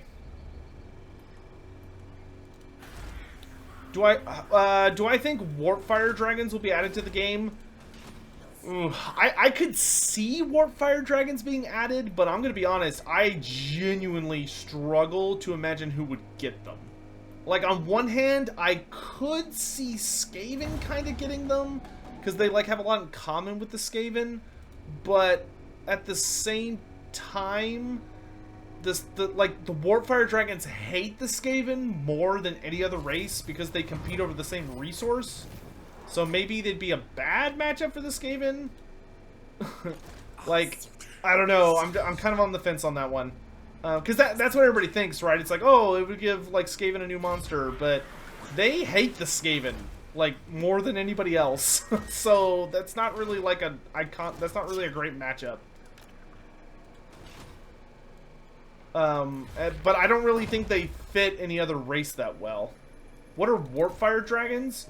Warpfire Dragons are dragons that are really, really addicted to Warpstone. And they're like these bright green, nasty looking mutated dragons that are super gross. And they're like really irradiated with chaotic energy, which makes them super dangerous to be around. Yes, the giveaway is live for the DLC. I think we're doing the DLC first. So if you want to win a copy, if you'd like to win a copy of The Silence and the Fury, then type in !Chloe in chat, and this will be your opportunity to win that prize. Best of luck to everyone. It will run for a few minutes, and then a winner will be randomly selected.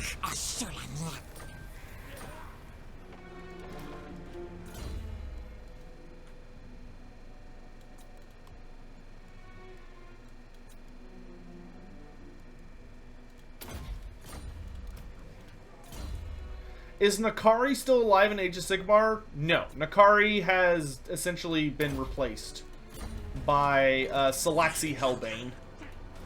So Nakari is permadead, from what I understand.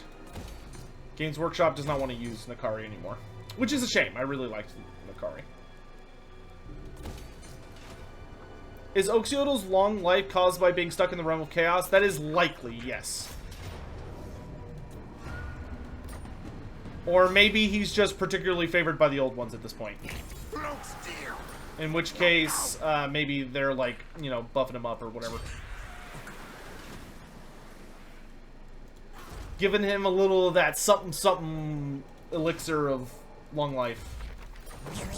How long do I have to accomplish these? 8 turns, 9 turns. Okay, we've got plenty of time.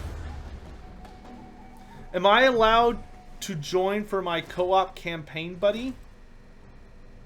What? Am I allowed? Friedrich, what are you asking, my dude? Complete the Rite of Awakening. Oh, it's time to get Lord Croak. Time to get Lord Croak. What are Dogs of War? Dogs of War were functionally the Southern Realms, kind of. And also, like, all the mercenaries in existence. No, I do like the Dogs of War. I have a very particular way I want to see them implemented, though. I do not want them to be mercenaries. I want them to be, like, functionally the Southern Realms in themselves. Keo Bookson, thank you, my dude. Broodmothers? Skaven Broodmothers would be very cool. I actually thought we were going to get Broodmothers with the current, with the Throt DLC. I thought Broodmothers were a distinct possibility. That turned out not to be the case, but, you know.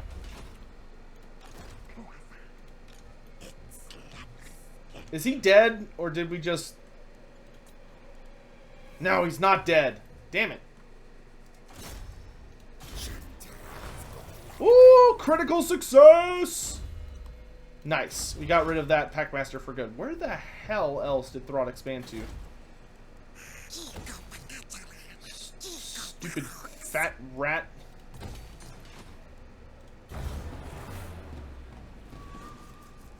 Did I just see Amazon Riders? You did not. You saw Amazon. Oh, come on, Tretch! You big bitch! Oh! Dargoth was like 1 turn away from having walls. Oh, you absolute bitch. Oh, Tretch. I am going to shove my foot so far up your butt. Why don't I capture enemy territory? Because I don't want to have to deal with owning that territory. Oh, Tretch, you absolute shit.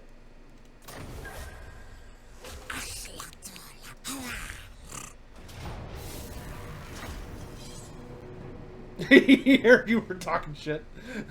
Dredge is like just coming around the corner. Oh, I am going to absolutely mess him up.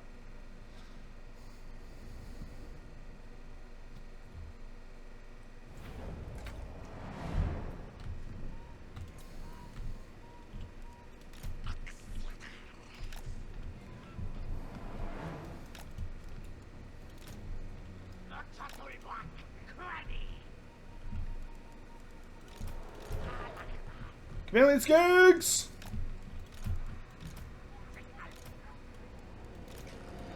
Stalkers! Red-crested Skinks! Javelins! I should probably replace the javelins with, like, Pterodon Riders. Or, no, we'll replace them with monsters when the time comes. Maybe get, like, a second Troglodyte or, like, a Skink Chief. And then we can get, like, a Quaddle.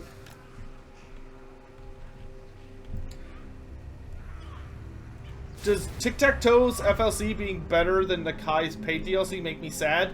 A lot of things about Nakai makes me sad, dude.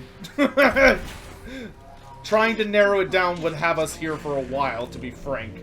Alright, we're gonna have the Troglodyte hunt the Doom Wheel, and Oxyotl is going to deal with Tretch.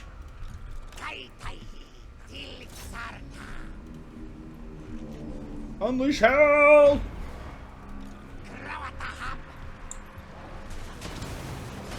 boom! Look at that damage, man! That did like 1,000 damage. Good God. That anti-large on that shooting attack is so strong. Oh my good lord. Ow, I am taking a lot of damage though.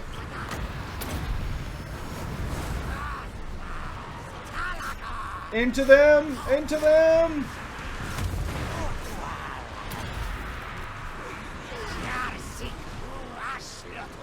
Bring it down! Bring it down! Okay, we'll summon some snakes over here. And now look what my Troglodon can do, chat. Free comet! It's free! A comet that literally costs me nothing.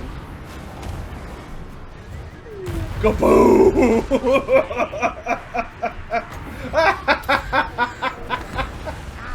Oh, I love this character. He's so good. Alright, let's eat some rats.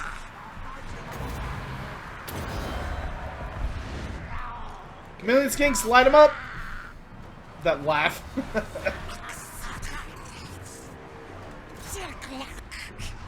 The only bad thing about Oxyodo is if you're trying to snipe a character and they're like involved in a fight, it's pretty much impossible.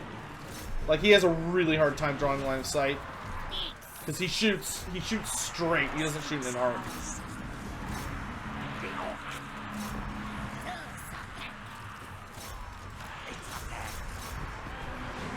I'm OP, thank you.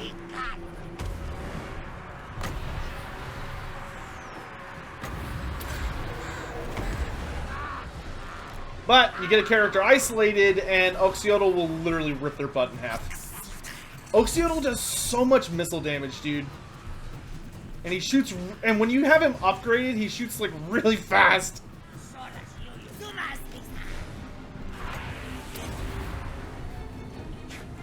Yeah, you better run.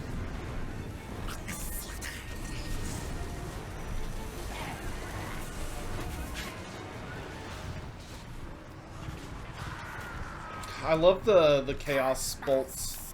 They're so badass looking.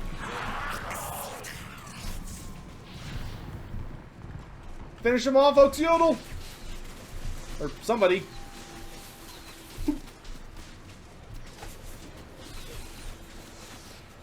You full of regret yet, Tretch? Huh? Were mistakes made, Tretch? Yeah, that's what I thought. Pop that potion of healing. Oxyotl does more missile damage than Wolfheart. Yeah, but Wolfheart also can shoot his missile from like halfway across the map. Oxyotl has to get pretty close. And also, Wolfheart can shoot in an arc, so he can shoot over things. Oxyotl cannot. He shoots in a straight line. I managed to defeat Tretch the Everchosen. It's true. It's true. I know. Tretch is truly the strongest character in the game, but we somehow managed to claim victory. Tretch is the least played campaign. I disagree. I think Gorse is the least played campaign. Tretch is good. Like, Tretch is a solid character. He gives freaking encourage aura to all storm vermin. That's pretty nasty. Do you have to re-enter the giveaway? No. Maybe? I don't know. That depends on how Hologon does it. Oh, did we pick a winner?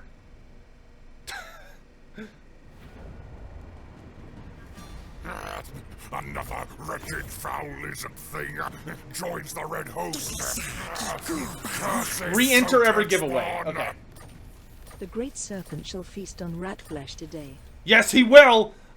Miss Alora, thanks so much for continuing your tier 1 sub. I really, really appreciate the support. God damn it, Trutch! He knocked this down to a tier 1 settlement. Ugh. And there's a lot of giveaways today, so like those are kind of going. They're gonna be going. So make sure you're paying attention to those. Where's my chief? There he is. Okay, you just assassinated someone, so no.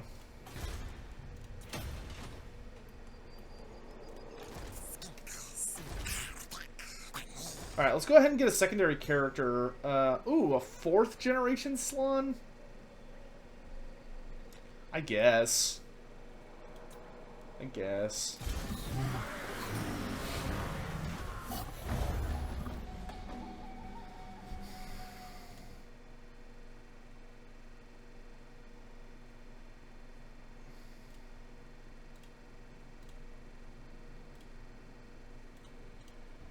A peace treaty? Yeah, get out of my house. Oh, yeah, I need to get some... I need to deploy another Silent Sanctum. Thank you for reminding me. Okay, so where can I put a new one? Generally, you can put them where you have a mission.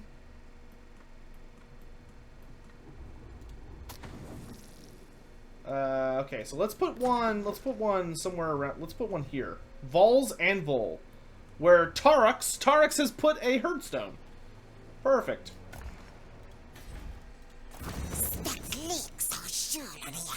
I've got to go down here, so let's prep for it. I want to see what this ability does. I haven't seen what this one does yet. And I've got the money, so we might as well upgrade the hell out of this thing. Can I tell us if the Slong got missing variants? Yes, and the answer is no. The Lizardmen did not get anything free LC wise. The dwarfs. The dwarfs got a lot of what they needed.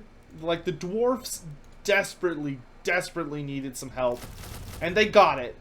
But it unfortunately came at the cost of the Lizardmen. That's just a fact. The Lizardmen got a great campaign. I think undeniably. Ooh, minus 25% upkeep for all units for a few turns? And I get Blessed Pterodons? Okay, sign me up. Hello. Oh, no, I don't want to do that one. Are there any famous relic priests aside from Lord Croak? No. Why do the Skinks have 40k blowpipes? Because Oxyotl is awesome. Am I a New World Update / Lizardman rework believer in Warhammer 3 then? Yes. Do I think a mechanic like Alariel's would fit Mazdamundi where he kicks... What? Rephrase that, Mydros. Getting left in the... We did not get left in the dust. We got some really nice DLC stuff. We got like a fantastic new hero. Oxyotl is super fun. This campaign is good. The Quotal is super duper fun. Like, the Quotal actually introduces a brand new gameplay style, which is wacky, but really enjoyable. Saying the Lizardman got left in the dust, you're ignoring an entire DLC. Will Mazdamundi be the first Relic Priest in AOS? No, because Lord Croak is still in AOS. So, Lord Croak already won the race. Golden Order rules, Total War or TW, thank you very much for the Prime sub. Thank you. Really appreciate that. I need to get the Golden Blowpipe after this.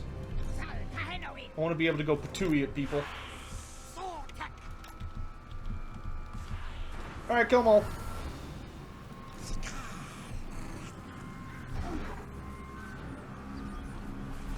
Oh, I like lost sight of them.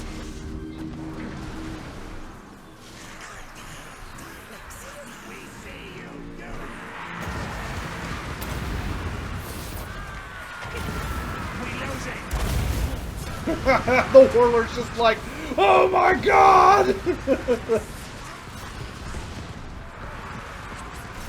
They're coming out of the trees! He's basically already dead.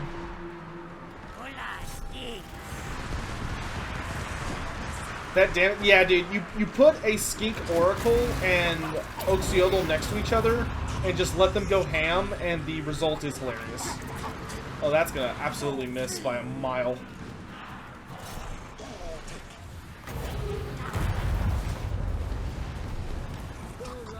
Yeah, we got points for trying, I guess.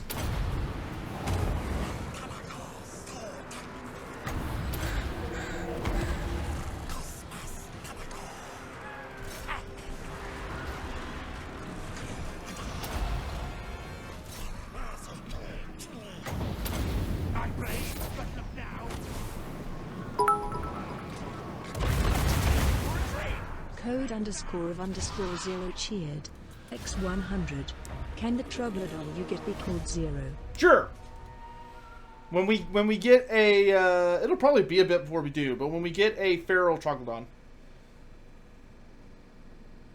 Hey, Piginator! Awesome! Congrats on getting the key, my dude. Anyone who wins a key, please send me a Twitch PM whisper or message me on Discord, one of the two. The Twitch PM would probably be, or the Twitch DM would probably be easier, but reach out to me on Twitch so that I can get you your key. And Hologom, whenever a winner is selected, if you would message me in over Discord, like who it is, just so I can verify that. Any new blessed units? No, unfortunately not. I wish there were new blessed units. That'd be nice. Who's won keys so far? I have no idea. Hologon's keeping track of it. Alright, Slán, summon the ogres. It's all ogre now.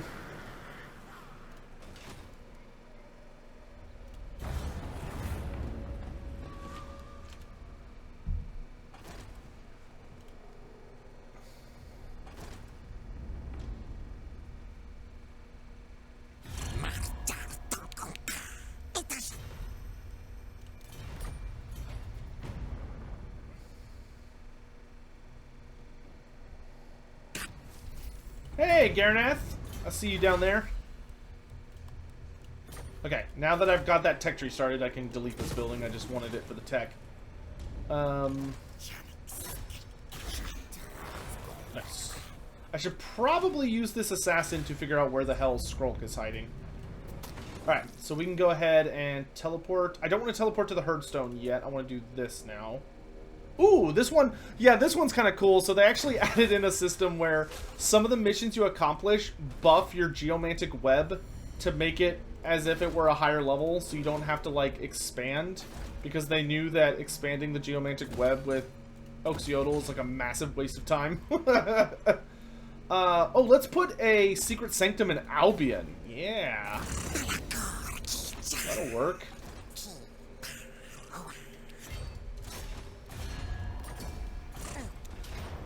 What's up?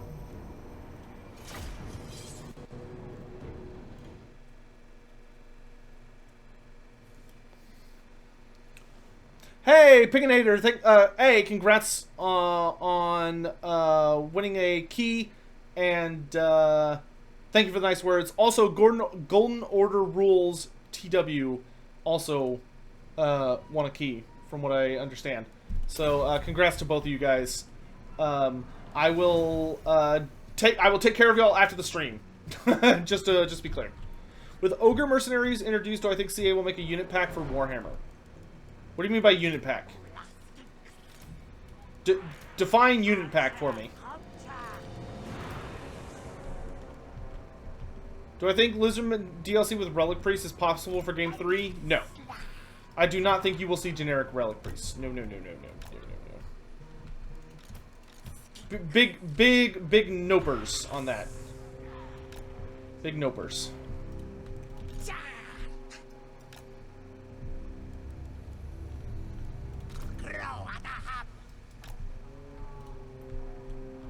I think Lizardman could definitely get some free LC stuff. Like, they could do a Lizardman DLC. I could see it happen. Like, there are things that I would be like, oh yeah, I could totally fit some stuff in there. If that is a thing, it would be really, really long time from now.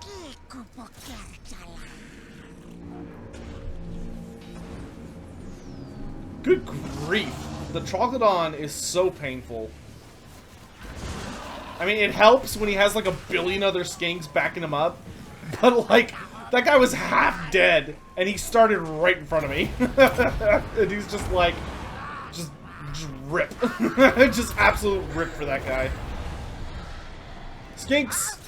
Into them!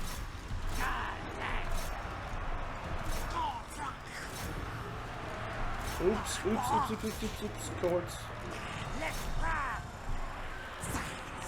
Oxyotl is in a safe spot. Just pew-pewing.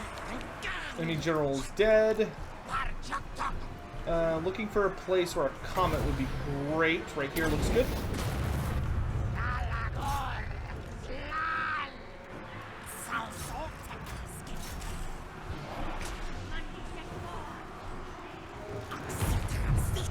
Let's have Oxyotl pop out of his stance.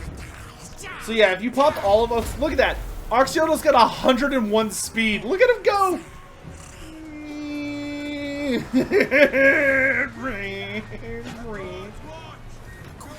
Look at him go. He's so fast. Look at his little legs.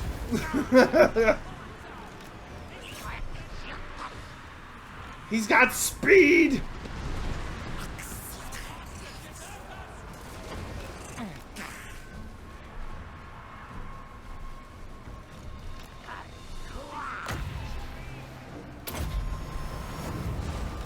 He makes Malagor proud. Psh. Malagor's only able to run that fast because of like a weird mechanical issue. Oxyotl does that legit.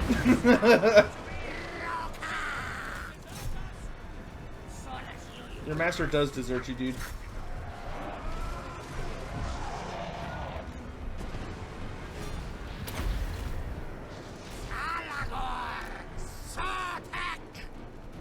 If you win, can someone else have it? As in, like, you want to give it to someone else? Yeah, that's fine.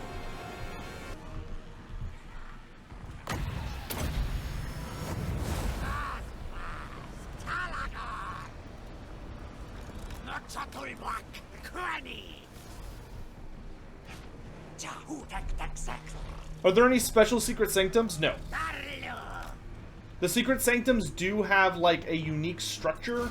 But you can build it anywhere, but you can only have one of it in existence, which is the, like, secret shrine of Tepok, or whatever it's called. Did Oxyotl invent leg day? No, he's a distance runner. So I don't think he would be super into heavy lifting with his legs. that would be ridiculous.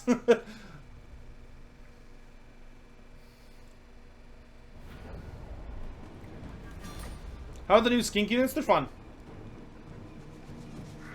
I'm doing pretty good on finances, so we'll just raise it. Nice. Geomantic cleansing. Oh, nice. That entire faction's dead. That's what I like to see. I love exterminating people. In video games. In fictional settings. Disclaimer. I'm gonna spit. Okay. Cool. We'll get the golden blowpipe of Patui next turn. Oh wait, maybe not next turn. We gotta deal with this nonsense. Oh no, I guess we can do it next turn because those are gonna take 2 turns, and I want to see what they do. Have I talked about the Jabberslythe and the Gorgon yet? I have not talked about the Jabberslythe and the Gorgon yet. They are incredible. The Jabberslythe is beautiful. It's everything that I wanted. It looks fantastic. It plays fantastic. It's very strong, especially because of the Aura of Madness. That constant, like, damage over time that it has to everything around it is just incredible, and really, really strong. And it feels great. It feels great. It looks great. It was worth the wait. I think Creative Assembly should be immensely proud of themselves for how they implemented the Jabberslythe. And I think when you all get your hands on it, you are absolutely going to love it. And the Gorgon is hilarious. The Gorgon is just a giant beat stick that regenerates in close combat.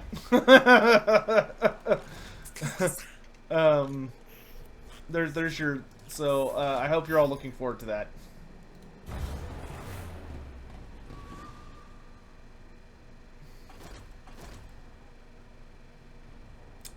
It me rune. The answer is magic. the answer would indeed be magic.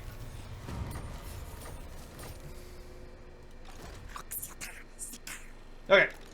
Y'all ready to go get the golden blowpipe of Patui?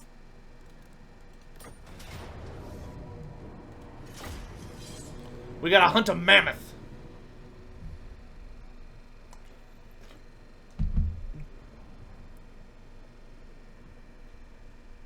Tar Blood Axe is a really nasty chaos artifact. And we've already wiped out his supplier, which was a group of Dark Elves, but we already slapped them. So here we go.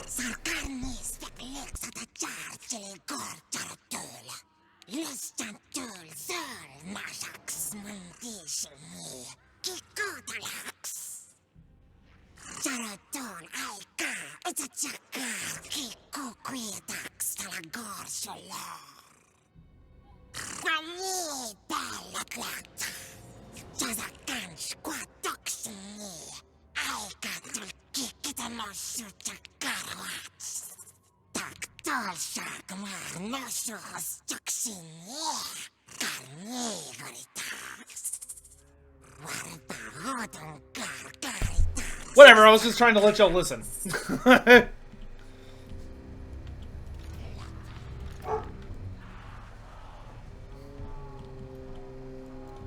Chloe's awake.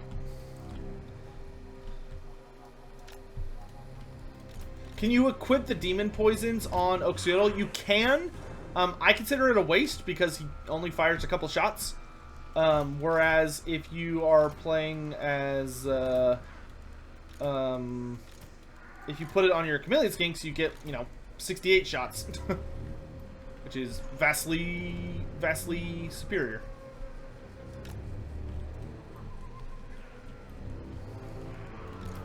Oxyodo sounds like Gollum. Oh, that's rude. He's got a cute little skink voice. Don't be mean. Y'all ready to see this mammoth get absolutely annihilated by these two? Watch this volley. It's got 10,000 health to start. Kaboom, kaboom. Did I miss both of those shots? What are y'all aiming at? Ooh, right in the butt. How can you miss? He's right there. It's huge.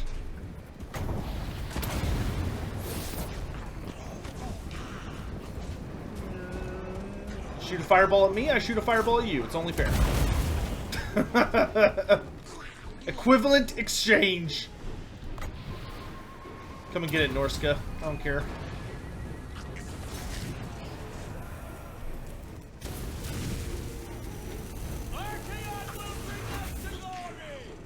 Archaon ain't gonna bring you jack squat, dude.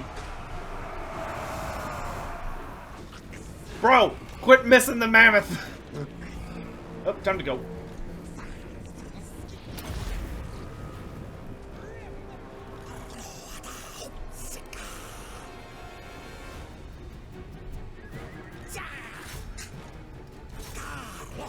Oh, okay, they stopped chasing. Back in! Back in!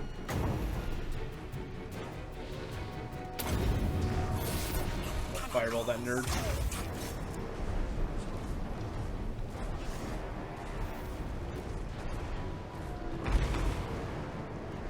That dude's still alive? Bro, you are not gonna win the fireball off. The mammoth is just getting torn to pieces and it's literally just these two.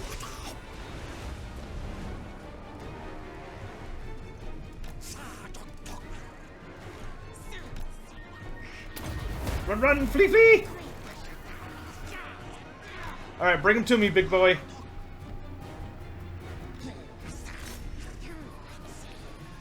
Nope. Alright, mammoth, meet my friends. The power of friendship! Fire! Chugga, chugga, chugga, chugga, chugga, chugga, chugga.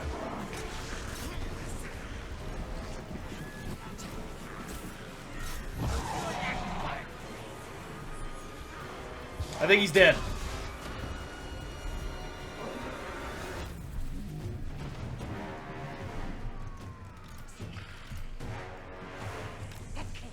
Do y'all like that my entire army has stock, by the way? Alright, Oxyotl, let's deal with these trolls and the giant next.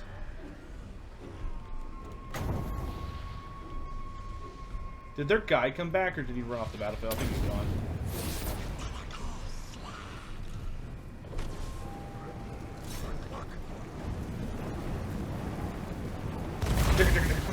This was not meant to be!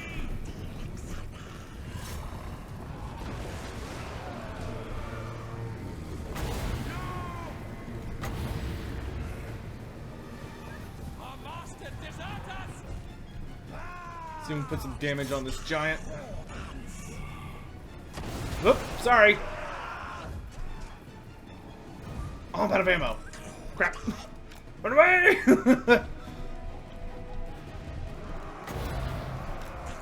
Follow me. Okay, fine. I guess I have to go to them. Forward! More snakes! More snakes! Whee! Snakes!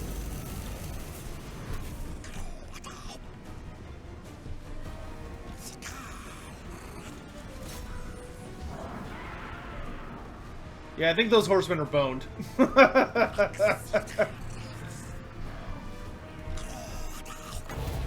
Blast.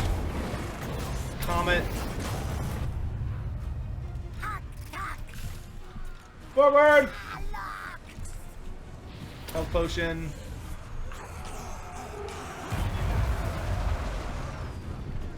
That'll do it.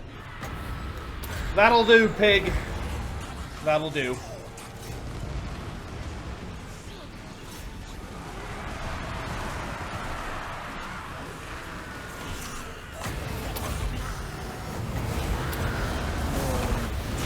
More magic.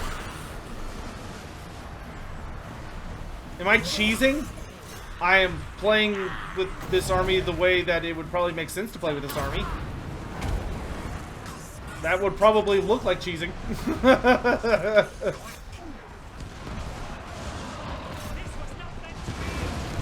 This campaign looks really juicy. It's very easy. Like, it's fun. It's just stupid good fun. Like, the fact that you can, like, very easily get 500 kills with the Troglodon without trying that hard is hilarious. Does it have unique animations? Yeah, it does. Its basic charge animation, let's see if I can do it. Yeah, that one is actually better than the Carnosaurus, I think. The Carnosaurus animation where, like, he runs in and he throws his head. The Troglodon has a version where he, like, swings his tail, so he hits with his head and then brings his tail around. And the tail, like, hits everything. Also, you know, the spitting animation is unique. Do not disgrace us!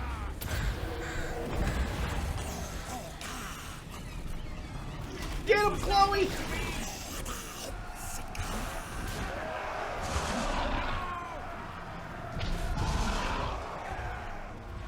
Also, I love his tail animation.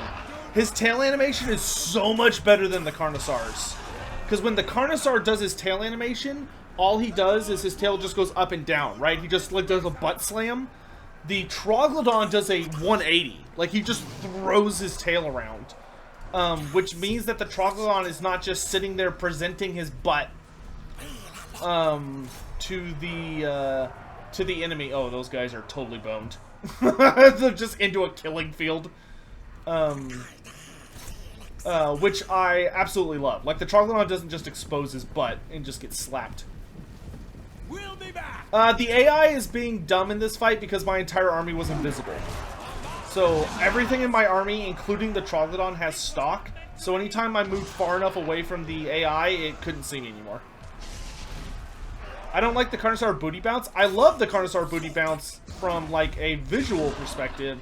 But from a gameplay perspective, the Carnosaur booty bounce is, like, one of the worst animations in the game. The Troglodon has stock. You can upgrade it to have stock. Because the Carnosaur booty bounce means that you're hitting someone with your butt, and you keep facing your butt towards them.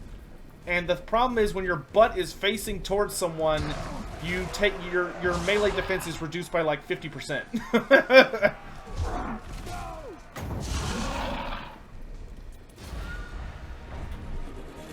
What can the Skink Oracles do? A lot. A lot. They're very, very good.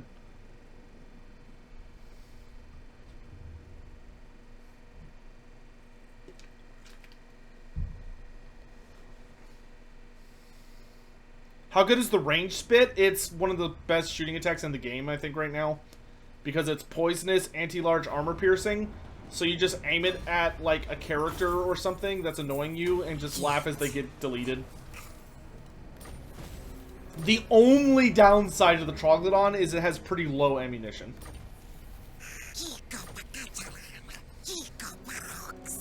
Woo, level 20. Let's start upgrading for our monsters. So let's get Beast Driver. Oh, I leveled up twice. Nice. Can I show you the demon poisons? Yes. Give me Wild-Eyed. So the demon poisons on Oxyotl. Actually, it's better to do it this way. So the corn poison. The Cornate poison gives you fire attacks at shooting and melee. And it also gives you armor sundering on your melee attacks and shooting attacks. The Slanesh poison gives you discourage on melee and range, and it also gives you bonus versus infantry 5 on your shooting attacks. The Zinc poison gives you magic damage on close combat and ranged, and it also gives you an anti-large bonus of 6 on your shooting attacks. And then Nurgle's poison gives you 15-second damage over time. Do you kicked out of the giveaway if you enter more than once? I don't know. Hologom's running it. Hologom!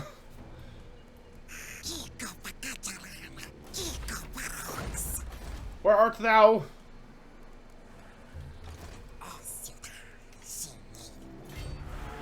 What does the golden blowpipe do? 10% bonus range, 10% reload reduction time, 10% missile strength, and it gives you the ability to just Gatling gun somebody close in front of you. Hologum, I don't know if you heard me earlier, but would you mind messaging me the winners in Discord, just so I can make sure that somebody doesn't reach out to me and is like, hey, I won, and they actually didn't.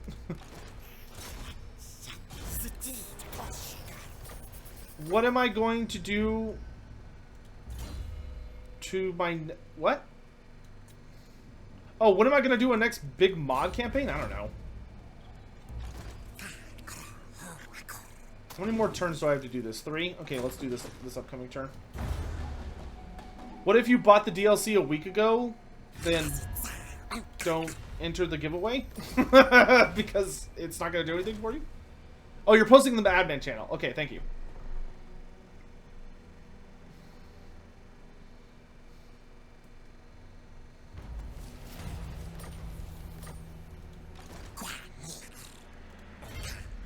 Okay, let's go mess up a Herdstone.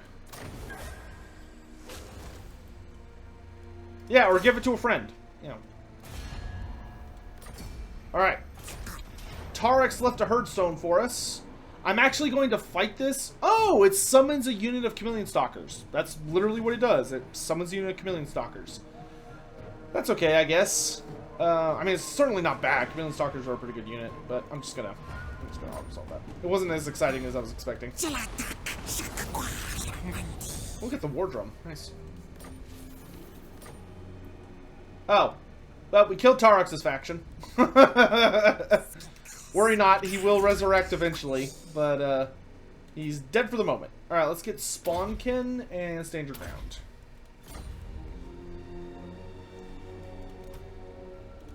Rip Tarex. Immortal. Chloe is immortal. I am immortal.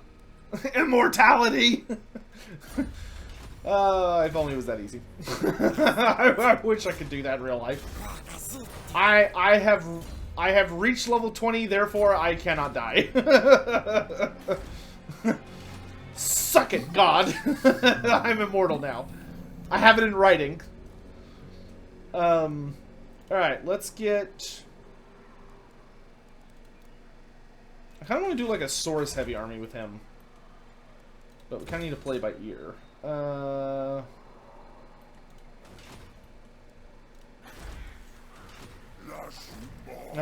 Tretch. Screw off. Nobody likes you.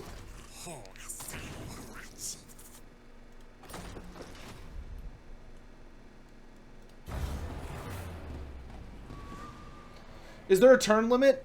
Yes. My turn limit ends at turn 75. How to level up in real life to level 20? I don't know. That CA won't tell us. Oh, Clan Molder's dead. Excellent. That is great news. Okay, so I can teleport back to home base. Actually, I'm going to search these ruins real quick. Might as well. It's going to be a blue 2. Ooh, the Sun Standard. Okay, not bad. Put that on my salon. Oh, there's a plague here. Delightful.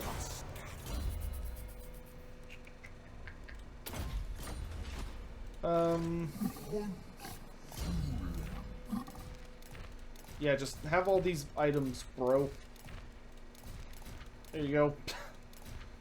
Have fun.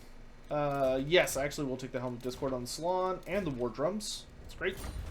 That'll actually give him a chance to be useful until he gets some levels. On my Skink Oracle, let's give him the Sword of Striking. Okay. It's only turn 25. Yes. I'm also pretty slow. In my defense. Can I name a character Oxyotl would have extreme problems assassinating? A character Oxyotl would probably have a hard time assassinating would probably be someone like Kairos Fateweaver. Kairos Fateweaver's whole shtick is that he can see the past and the future, but not the present very well. So Kairos is very, very good at dealing with threats that like take a lot of planning or forethought, as opposed to a something that just like is really chaotic and like runs and just punches him in the face. And Oxyotl is definitely heavily in the category of very like very careful at plotting and scheming and all that jazz. Okay, Malekith's getting pretty close.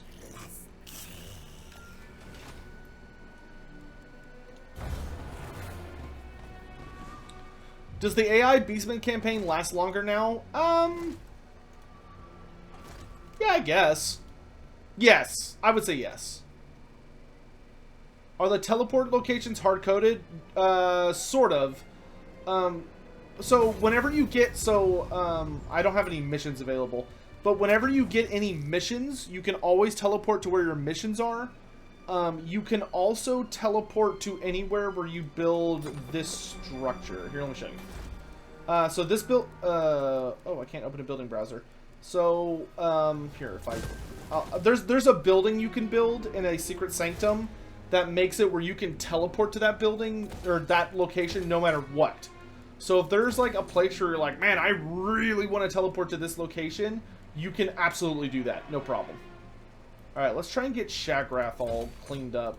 And Oxyotl's going to go spank Rakarth over here. We're going to wait for him in ambush stance. Going to put you in Astromancy stance so I can spy on my neighbors. Critical success! Nice. And we got Executioner. Very good. Very good.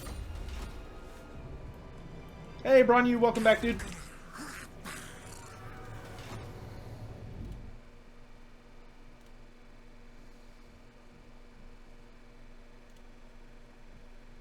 Let me just keep track of... Okay, we're 4 giveaways in. Okay.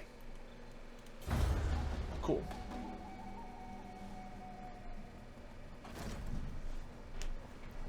Ally with the Dark Elves against the Beastmen, but I don't like the Dark Elves. Especially when they interrupt my ambush, being a rude boy. Goodbye. Let's exterminate them. Beastmaster of none. Nice. What's the end game for Oxyotl if not the Vortex? Oxyotl's end game is to stop Taurux. That's literally his campaign. Is that Taurux is a problem, so stop him. Ooh, the Piranha Blade? Don't mind if I do. 20 armor piercing damage and plus 15 bonus versus large. That's gonna be so sexy on a Troglodon. I want to get more items. I need to start searching ruins more often. Oh, Primeval Roar! Nice. Plus 24 melee attack to nearby allies. Oh, the Sacred Stegodon Helm. Okay, the Sacred Stegodon Helm is absolutely going on this guy. Oh, that's gonna make his charge bonus up to like 80.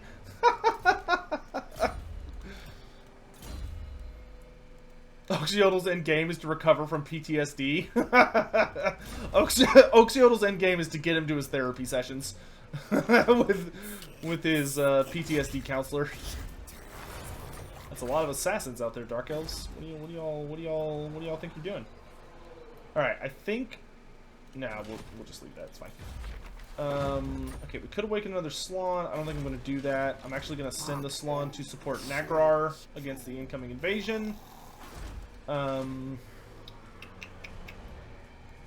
one thing I'm going to do... So, like I told y'all earlier, I can teleport anywhere I want, right? As long as I have this building. So the Capstone of Tepok allows you to teleport to that structure.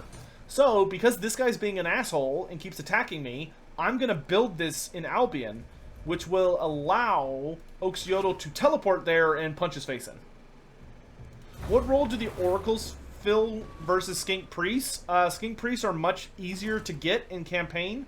Also, they have customizable mount options. You're not forced to take them on anything like you are the Oracle forced on a Troglodyte. The Skink Priest can be taken on foot, or a Pterodon, or a Stegodon, or an Engine of the Gods, and the Skink Priest is able to take an entire full lore of magic instead of a, like, kind of a mixed lore. Also, the Skink Priest is able to get Arcane Conduit, so he's able to, like, bolster the Winds of Magic for himself and any other allies in his army. Oh, the Blade of Realities? Okay. We're getting, like... Oh, God. I kind of like... Yeah, we gotta go with the Blade of Realities. I've got the Blade of Realities! come on! That's just like... It's such a good item. What do I think about Grombrindle losing his bomb? I'm totally fine with it because they put it on the engineers, which makes way more sense. I don't even understand why Grombrindle was flash bombing in the first place. Do Sanctums get destroyed if the settlement is razed? No. The Sanctum is permanent, unless you decide to destroy it. It is there for all time.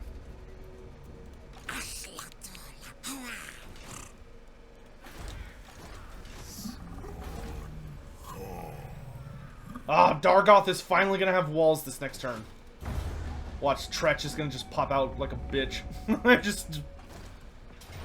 Oh, snap. Oh, y'all ready for... Hey, chat. Chat, what time is it?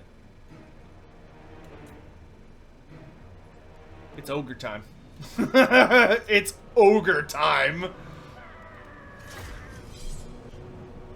High chance I'm gonna be defeated? I disagree. Have I tried the ambush building? If so, how do I like it? I have not tried it yet. I will try it here soon.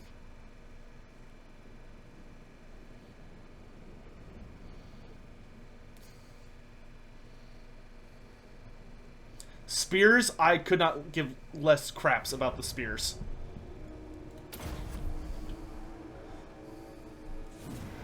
They can spear all they want, dude.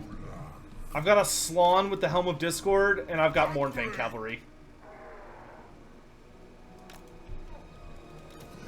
Hey! Second bout of Insanity! Congratulations on winning something. Congrats! I've also got Frenzied Skinks with Poison and Armor Piercing that I'm going to use to tie up all of their precious little spears.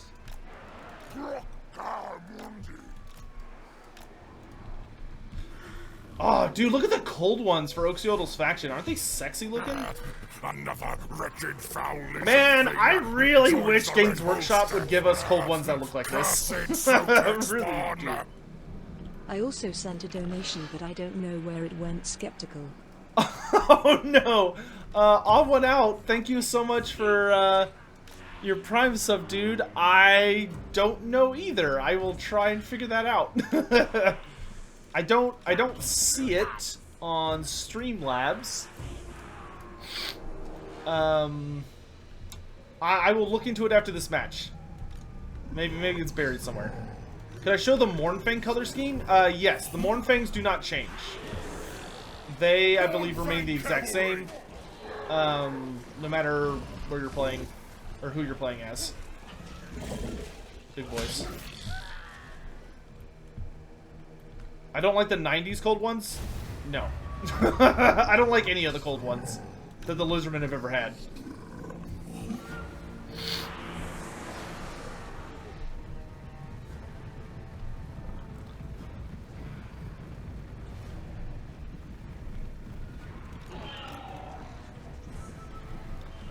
Gotta be careful with the Amixon barbs. Who's leading their army? Sorceress of Death? Ugh. Spear Riders! Go mess up those Pharaoh Cold ones. Barbs! Let's get some early fire in here. Quick. I really wish they would add a fun gimmick for the Razordons. Like, I understand that the Razorcons are, like, balanced, essentially. Like, they work, but they're so boring. I really wish they had their ability from tabletop where they would shoot faster once the enemy got close enough.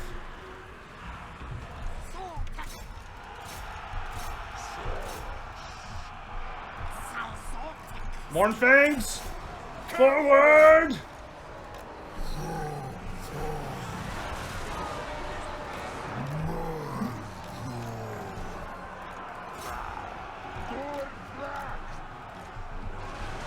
Helm of Discord!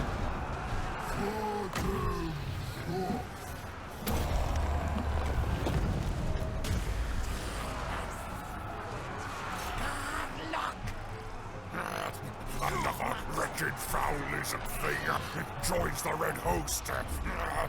Cursed Sotek spawn. Oh, that is a lot of spears. Not having a 20 stack is spooky against a 20 stack. We need to kill their... Killing time. Oh, don't spirit leech my guys. What is the definition of rude?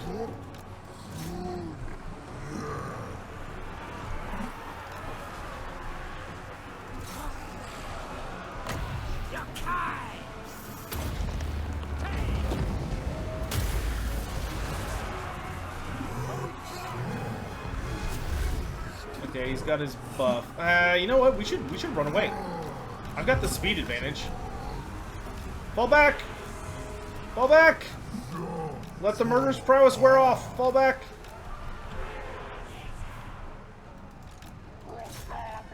Okay, help the... Okay, there we go. Fall back! Fall back! Mind the raptors.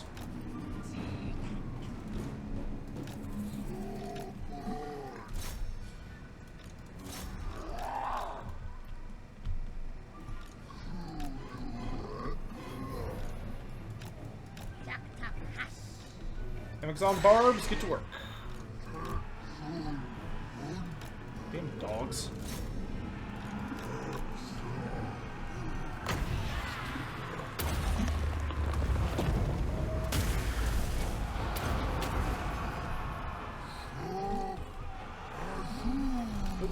Run away.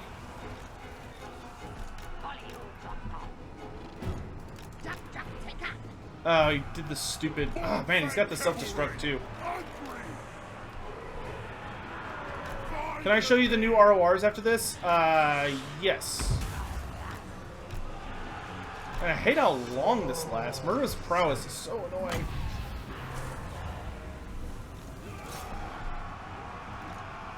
Okay, it's finally over.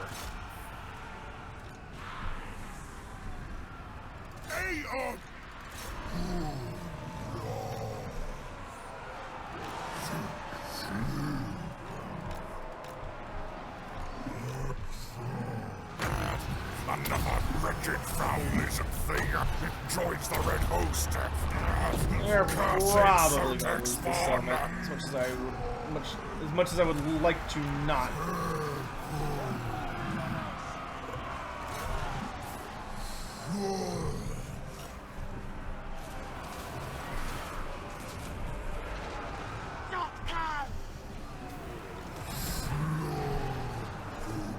We will take a tally on them though.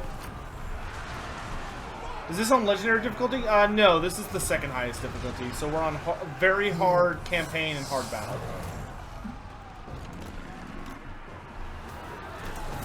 We just didn't have enough units, is what it boiled down to. We needed more guys. He came rolling up with a 20 stack, and I only had a handful of things. I should have hired some regiments for now. That's okay though. Yeah, Oxyotl's starting province is like super annoying because you're just getting attacked from all angles constantly.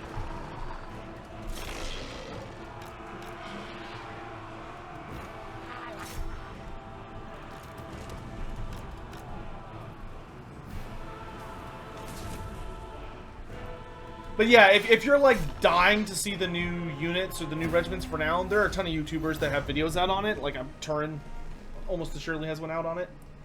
Well, we did a lot of casualties, but we just were grossly outnumbered.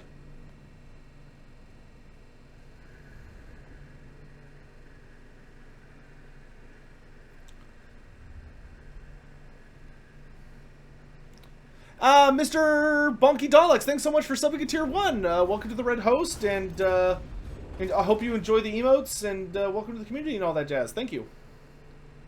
Yeah, not the 4th generation Slon. Yeah, I'm not gonna miss him that much. It's okay.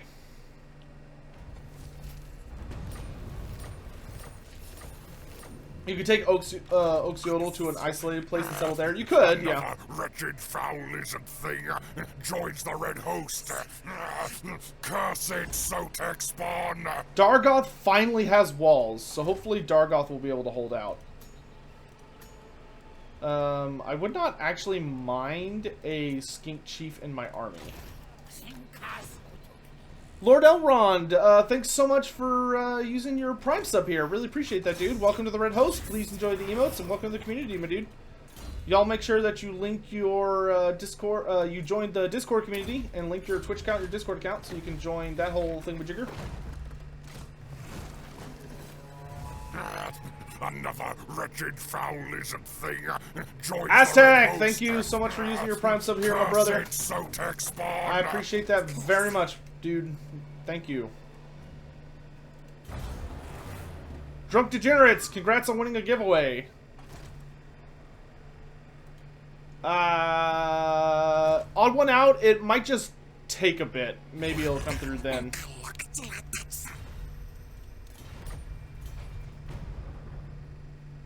How do you get Oracle capacity? By building the temples of the old ones.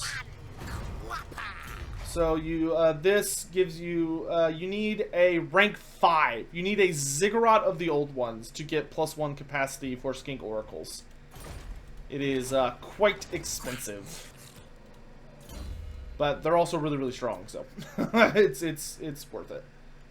I want speed.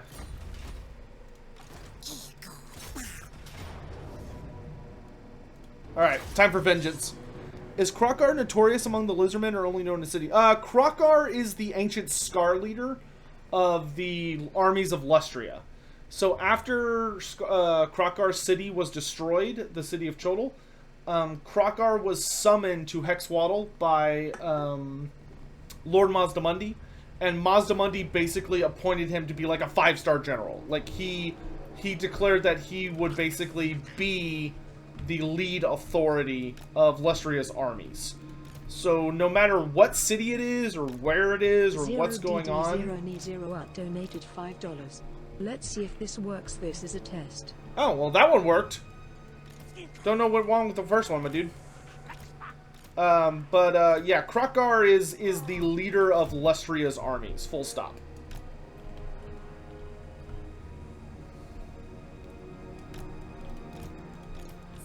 If there's a big problem going on in Lustria, he's probably the guy you're going to call to deal with it. Can I name a Mournfang Cav unit Tyrant Mike? Sure, when I have one. Unfortunately, the one... If I had one, unfortunately, all of my guys just died.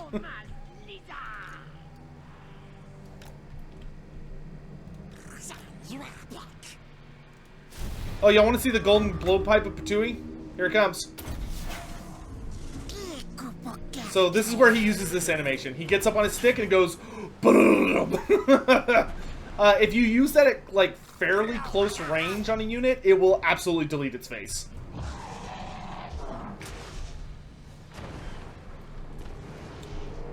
Which giveaway are we on now, Hologam?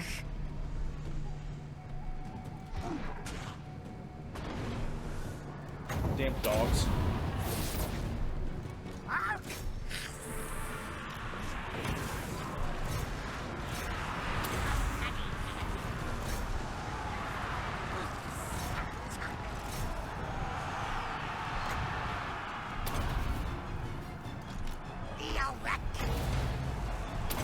Looks like as good a spot of any for a comet. 2 SF, SNF left, 1 call. Okay. Is there a Luzerman character Lord Masamudi has never met? No. Lord Masamundi's met all the Luzerman characters. Lord Masamundi's a busy dude.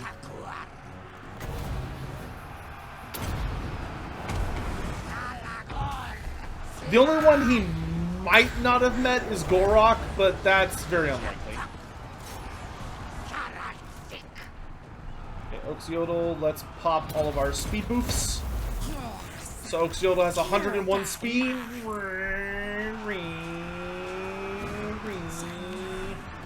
Because I want to kill that sorceress. Alright, let's pop Master Shooting and take her ass out. Vengeance is sweet!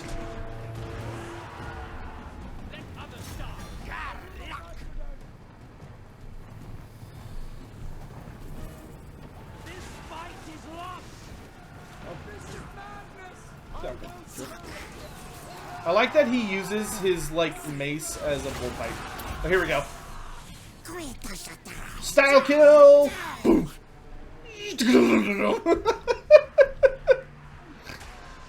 That's great. Killing people with the golden blowpipe's hilarious. Because you get the full style shot. Do the Southlands Lizardmen have any named characters? They had a couple of Slawn, but they weren't, like, playable special characters.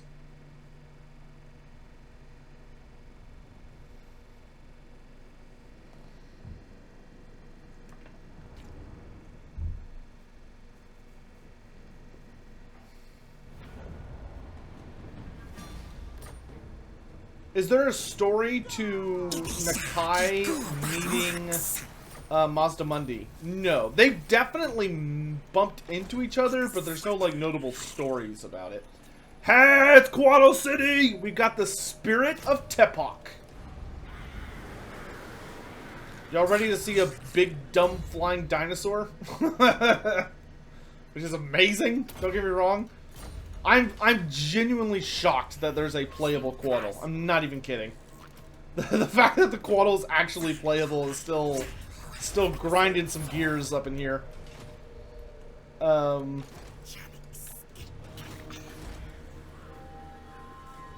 We gotta get these settlements so that people can stop taking them from me. Or people stop taking them from me is what I'm trying to say. Alright, we need to hire a new lord.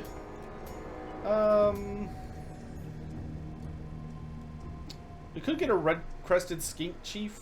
Go for like a heavy skink build.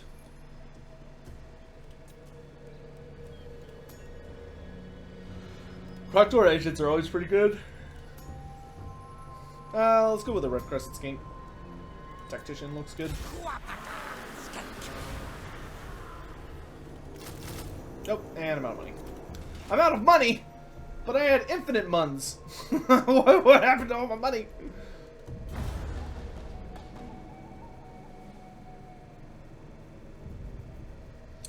Can I name the Quaddle Pinto Maluco? I don't think I can... Can you rename RORs? I don't think you can. Oh, no, you can. What do you want it to be called? Pinto Maluco?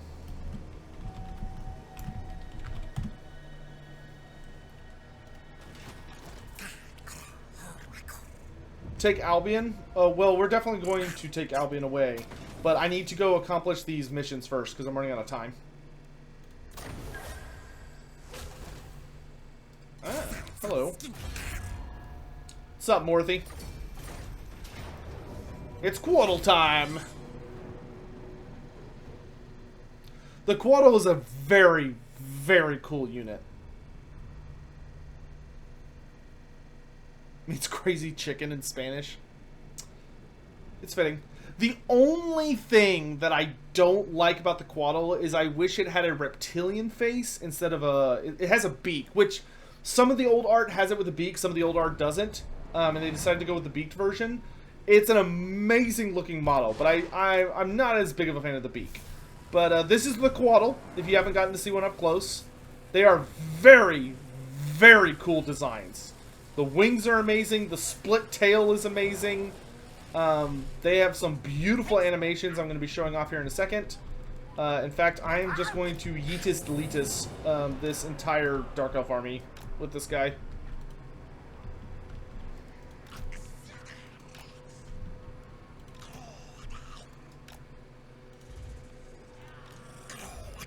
So the thing about the Quaddles, they're very balanced fighters, and they're also essentially wizards. They have bounce spells. They have a very big lightning motif going on. They're all about the zap zap.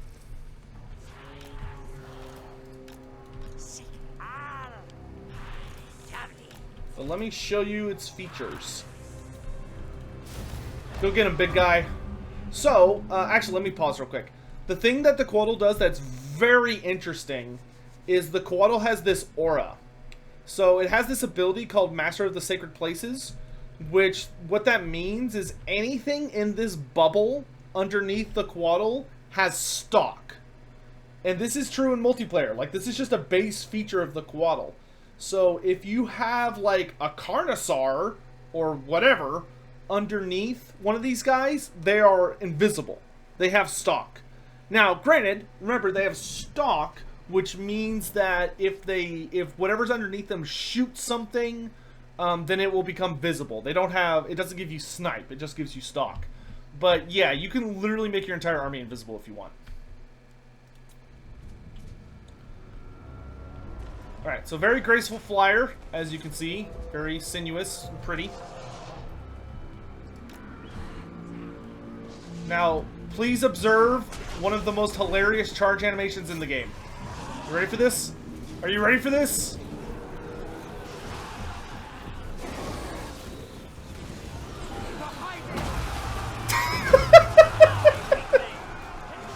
Belly flop!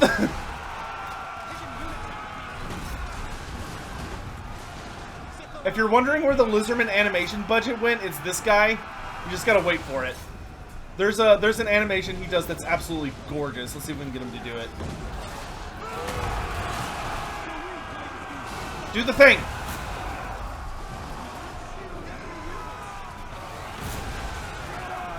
Come on, do it.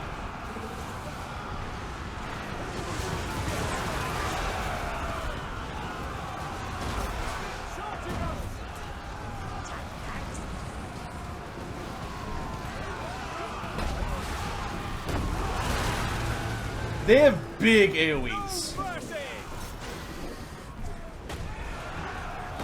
Ah, come on, do the thing!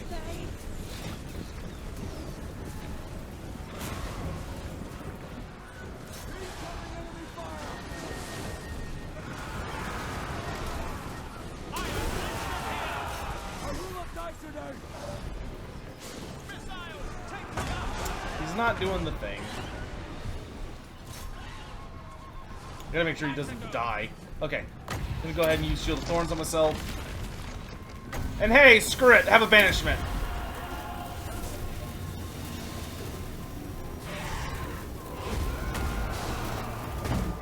Why not?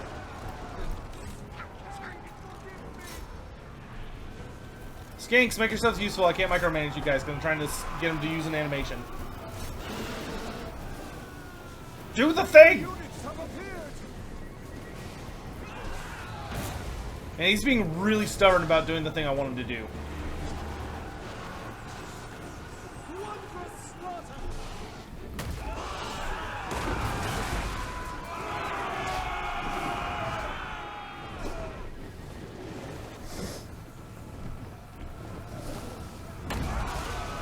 Quit body slamming!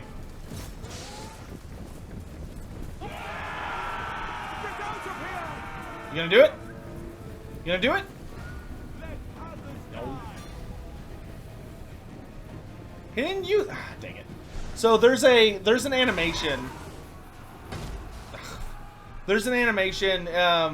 They use. There's an animation the Quotal could do where it breathes lightning, and it's insanely cool. They don't use it super duper often. But when they do use it, it is absolutely gorgeous.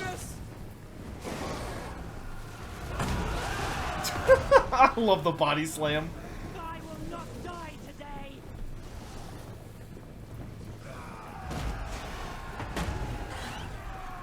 It's such like an undignified attack, but it's hilarious.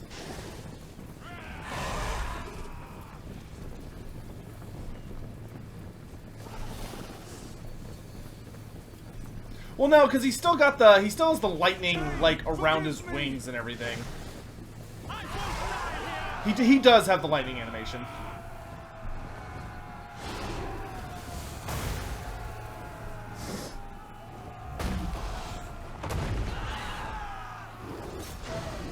The battle is lost.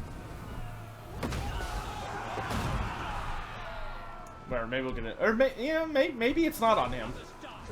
I think I've seen him use it, but we'll keep messing with it. But yeah, that's the Quotal. Very, very beautiful creature. Has a lot of really cool things.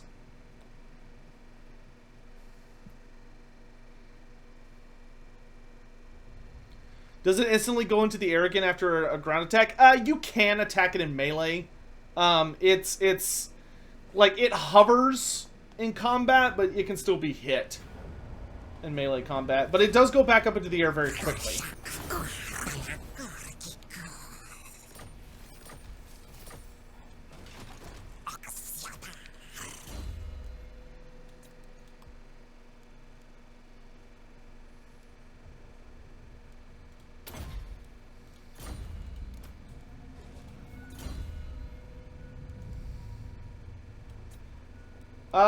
Man, a lot of people are asking about Tic-Tac-Toe today. Why don't we go check that out real quick? A lot of people are asking about it, so I am more. If y'all want to know about it, I am more than happy to check that out. Bronyu, yes, it is. It's very exciting. I'm super duper duper duper duper duper pleased by it. Actually, let's finish getting this fully upgraded.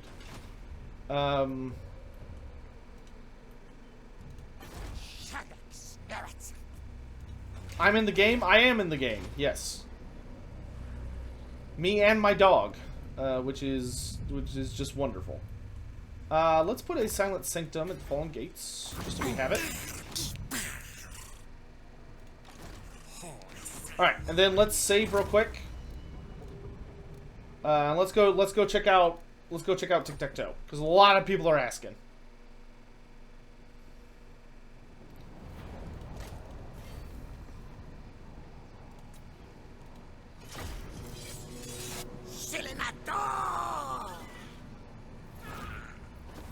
Oh, yeah, he does. Look at that.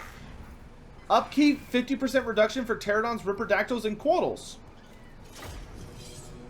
He does. Yeah, he does. He gets bonuses for quotals. Very cool. Let me pop into his campaign real quick and just check some things. Quotl Doomstack. I don't need a ground unit. Just give me all the flying dragons.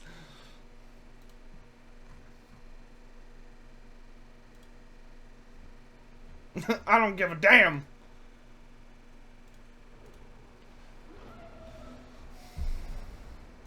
The only thing I wish they would change about Tic-Tac-Toe is I wish Games Workshop and Creative Assembly had agreed to make Zwup into a Ripperdactyl instead of a Pterodon. Tic-Tac-Toe would make so much more sense if he was on a Ripperdactyl. Master of Skies. Yeah, shut up, dude. Nobody cares. Okay, let's take a look here to see if anything changed on his personal tree. So you got Precision Strike, Fearless Leader. Yeah, look at that! Look at that! Aerial Superiority, plus 10% speed and 10% physical resistance for Quaddles. Very, very cool. Plus 3 recruitment rank and 15% casualty replenishment rate for Quaddles. Awesome. That's super cool. I love that. I really, really love that. So you can absolutely... why is the Master of Skies icon so big? You can absolutely go ham. Wonder if one of my mods is doing that. But yeah, you can absolutely go ham with if Quaddles are your thing, you can just go crazy with the Master of Skies. You know what? Let's check in on the other characters just to be sure nothing else changed. I think Eye of the Vortex loads faster. Let's check the Cult of Sotek. Just to make sure. Just to make sure. I'm assuming Krokgar buffs Troglodons as well. Well, Troglodons seem to be an Oxyotl thing, but maybe. I could see Tehinuin having a thing, because, I mean, Troglodons do have a similar identity to Tehinuin in that they're like all split tail Sotek themed kind of things. Alright, see if anything in here changed. I wish I could see the Great Invocation of Sotek, because they've added a new form of poison, which is the Sotek poison, which is a specific damage over time poison ability, which I would love for that to... Well, let's see if they added that to Jungle Swarms. Do Jungle Swarms do normal poison or Sotek poison? Yeah, see? Sotek's poison. Sotek's poison is an actual thing now. So I'm wondering if they went and changed some stuff. Blade of the Serpent Tongue gives poison and charge bonus to all allies nearby. Check his building. Oh no, he still has the source building, but whatever. You can always just break it down and get free gold if you want. Skink units.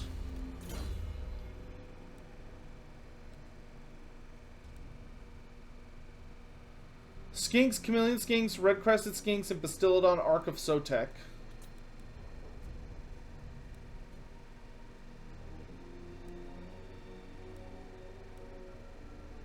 Okay, now, so Tehinuin does not...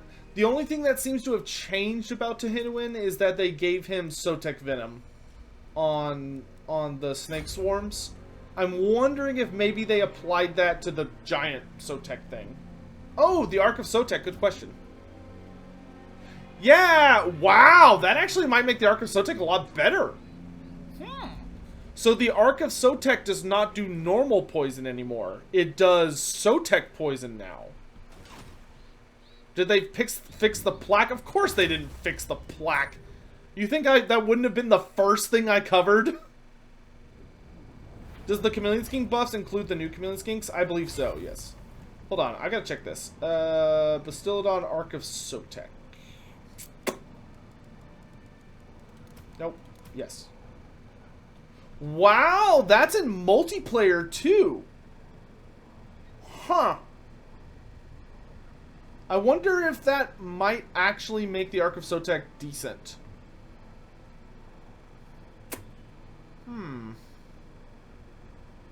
So it used to just do regular poison, but now the Ark of Sotek does damage over time for 10 seconds on contact. Huh.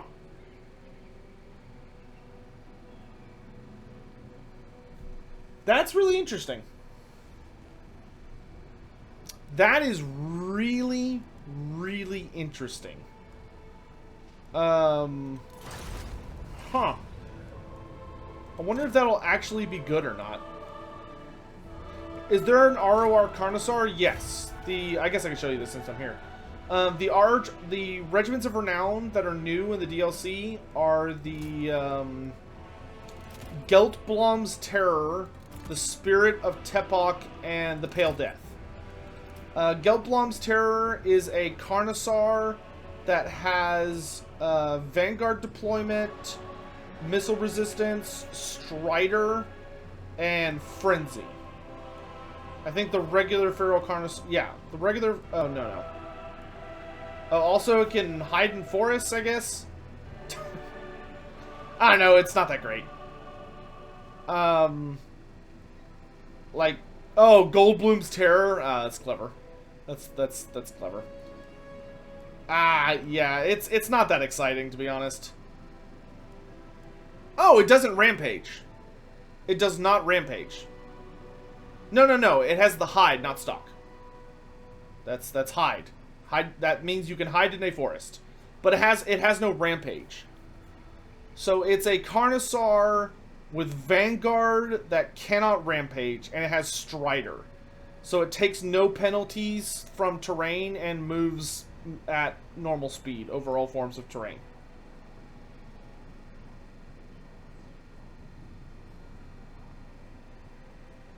So that's cool.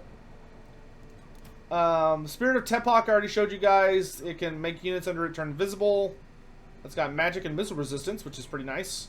And then it's got Shield of Thorns and Banishment. It's got lesser banishment. Then the Pale Death. The Pale Death is basically like a Skink Oracle upgraded in campaign. So it is a Troglodyte that comes with Primeval Roar. That's its big thing. Yep.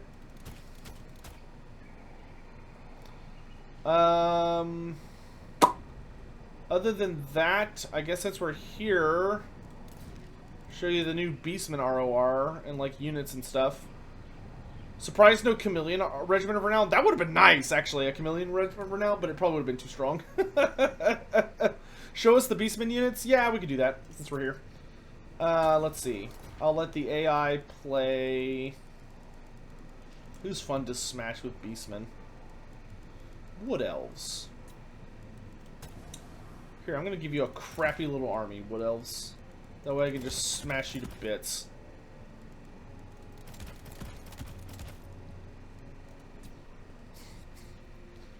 How does the Secret Sanctum mechanic work? It basically lets you set up a Undercity wherever you want. Let's start with Tarex. And then I'll show y'all the Wargore. And we'll put them on a Tuskor Chariot for shits and giggles. And then the new stuff is, of course, there's a new Regiment of Renown, which is Centaurs with throwing axes. Grog Hooves of Wolf's Run, who are super weird, nasty looking. And then we'll just grab these guys. Oop, I spent too much money. Here, I'll just strip some random nonsense. Okay, never mind, you're gonna be on foot.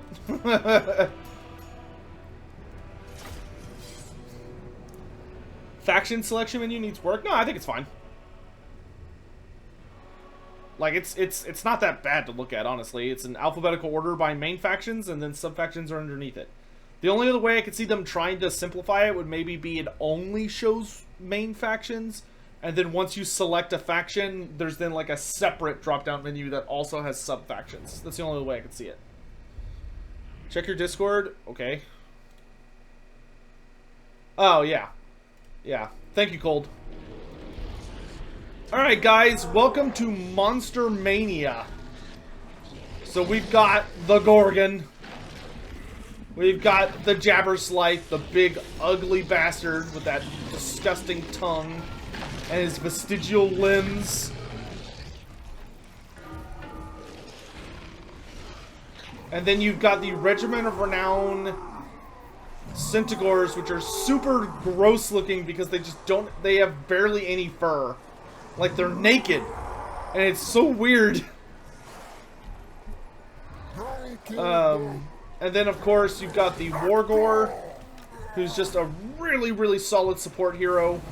And then Tarx, the Brass Bull, who is super pissed at just everything. These guys are disgusting and are probably going to be very popular in multiplayer. They are Centaurs with throwing axes that have poisoned attacks. Which is... ugh. Ugh. And then you've got the RORs here. You've got the Blood Brute Behemoth, which the Blood Brute is actually a cool call-out to a unit from Warhammer Online. The Warhammer Online, the MMO, actually had a unique monster slash chaos spawn called a Blood Brute that actually looked kind of similar to a Gorgon, to be honest. It was just on all fours. Gorgons, their big thing is they can regenerate in close combat. So when Gorgons are in close combat, they regenerate 8 hit points per second, which is amazing. The Jabberslights have all sorts of crazy abilities. They have poison attacks, magical attacks, anti-infantry, armor piercing, really fast. The Aura of Madness. So if the Jabberslight is in close combat and your leadership is below 50%, it does drain damage. Constantly. And then Spurting Bioblood, which I'll show you. But when whenever a Jabberslight takes damage, they spit out this little AoE nasty gobbledygook. And yes, he does have Cornate iconography on him. He's got a Cornate plate there. Also, you know, he's red.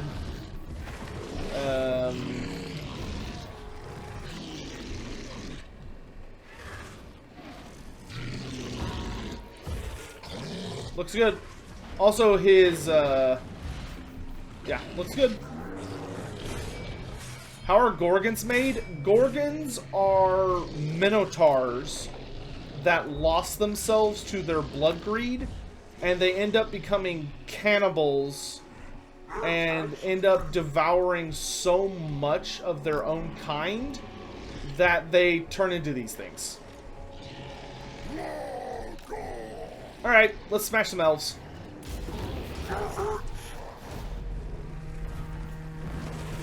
So one thing I love about the Jabberslight is the Jabberslight can't really fly. They have like a really awkward gait for their fly.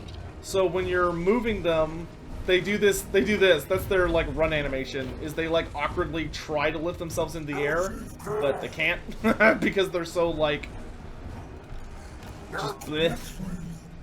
All right, so I'm just gonna let y'all enjoy watching these guys just absolutely just destroy the butts of these elves.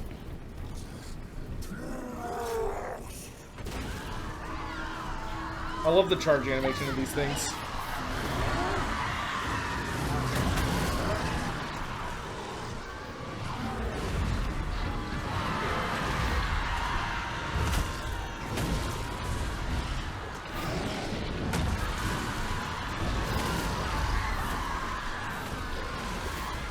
So there's the Bioblood. So whenever a Jabberslight takes damage after a timer, they will basically spew out some of that Bioblood, which will deal damage to anyone standing on it. Also, the Jabberslight does an elbow drop whenever it uses its charge.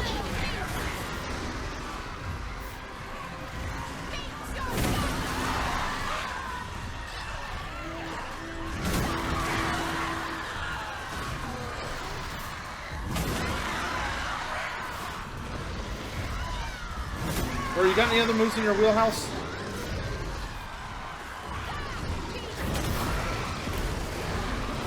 Does Tarx have unique animations? Vaguely. He does, because he's dual wielding. But here's something really cool Tarx can do. So you know how most characters like have like a smoke bomb or something? Tarx, because he's made of brass and has like boiling blood and stuff, Tarx can literally vent steam. Check this out. Boom! That actually deals like really good damage, including armor piercing damage. Good against armor, fire damage, and it causes the burnt passive. Let's watch the Jabber Slights.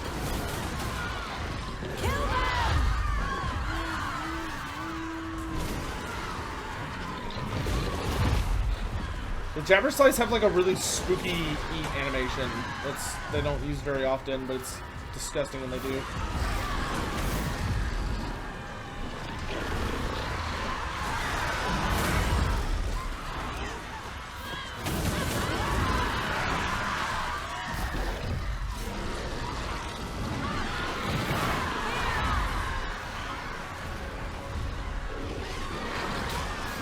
Taurus just needs a hug? Yeah, sure, let's go with that.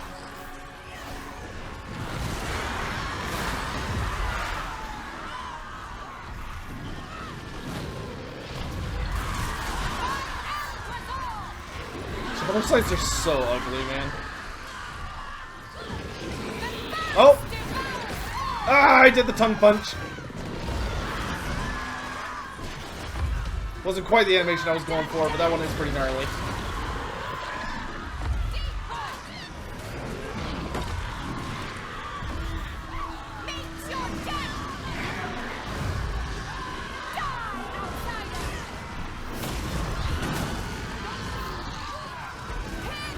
I think all these guys are having a hard time.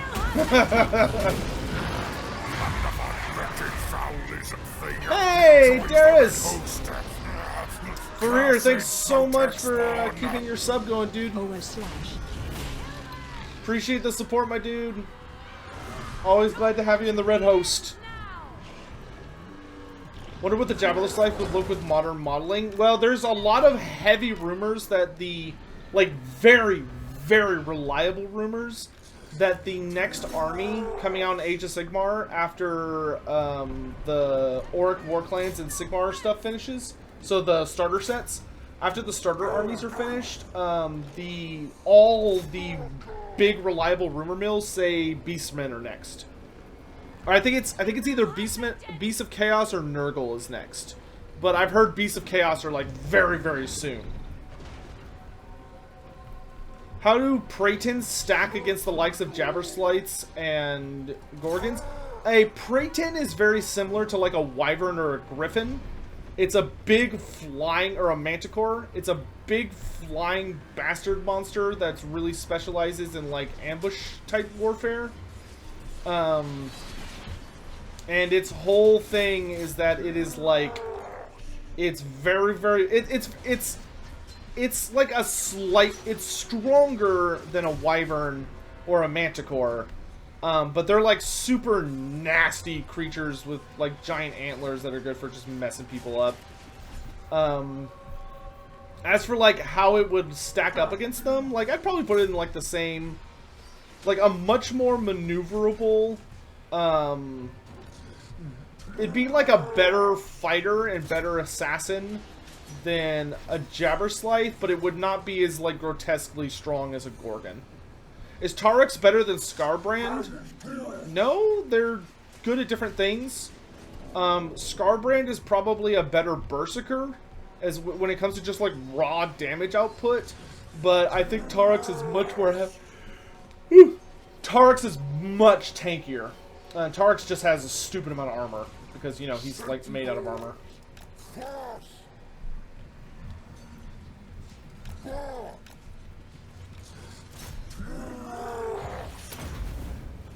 We will be playing Taurus tomorrow.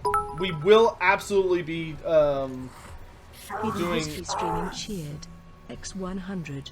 Taurus runs like a lifeguard from Baywatch. He does kind of have a floaty. Taurus, when he's just running, so not when he's charging or walking, but when he's just running, he has a very floaty run. It's almost like he should be running faster than he is. He almost seems like he's running too slow for how big of steps that he's taking. But, I mean, I guess that happens when you're made out of brass or something, I don't know. Oh, he's dead. And Vinstein. For the disrespect. Does my YouTube... so I put all of these streams on YouTube. It takes me a little bit because I've got to like download them off Twitch and then like cut out the beginning and the end extra gobbledygook and then upload them. Y'all want to see the Doom Bowl, so sure, let's show the Doom Bowl. We can show the Tuskor Chariot as well. No, just bring the Jabber Slice. Jabber Slices are fun. Also, this map sucks. Take me to... what is it? Crossroads?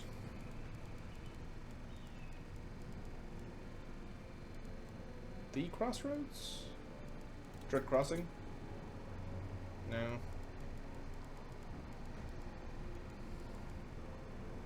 Oh, MP Crossroads. That's what it is.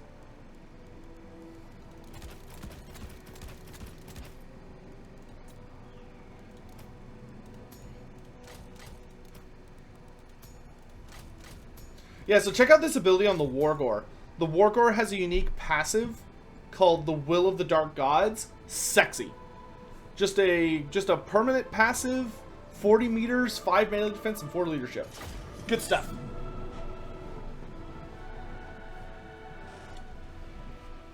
Any hope on Tedoecker in the future with Chalkox? I hope so. I don't know, though. I mean, I'd say there's hope, but... who knows?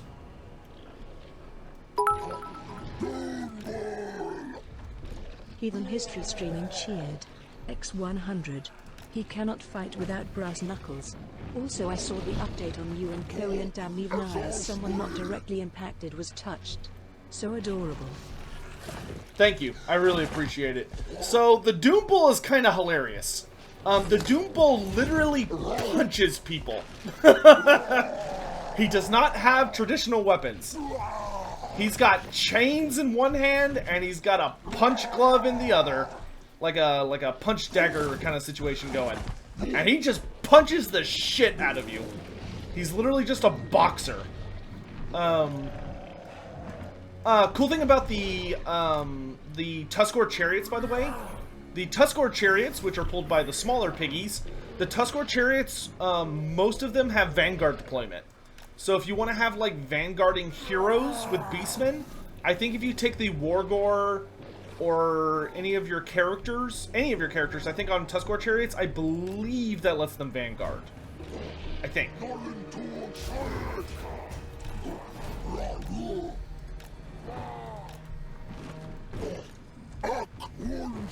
Alright, I'm about to punch some lads. And yes, you do have an active buff called Barbed Knuckle Boxing on the Doom Bull. He's got Slaughterer's Call, which is that whenever he's in melee, he buffs the crap out of nearby allies. Can I check the laboratory and confirm if Nakai cost has changed? Sure. You guys will need to have it open on your side, because I don't know what Nakai's cost is off the top of my head. Come on, Wargore! Into battle!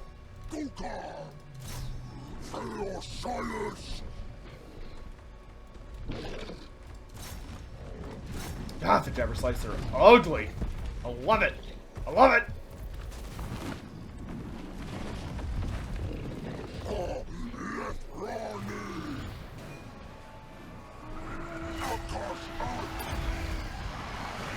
Get him, Doom Bull.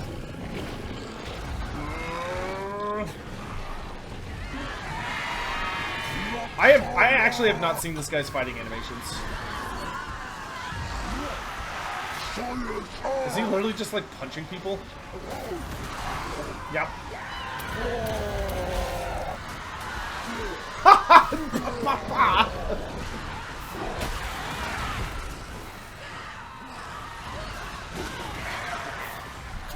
This is literally just throwing hooks. It's like, screw you nerds, I don't need a weapon.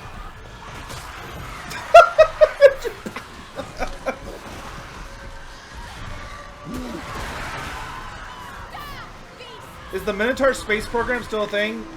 Essentially, yes. It's not as bad as it used to be, but it still exists. Just like it does for trolls and Nakai and stuff. Monstrous infantry can be knocked around. That has not changed. Oh, there you are. Do a good roll, dude.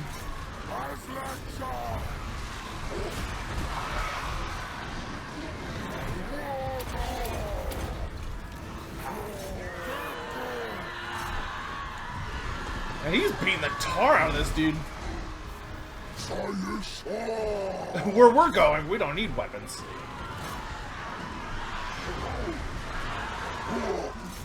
Yeah, you better run, you pansy bitch. Chariot, after them!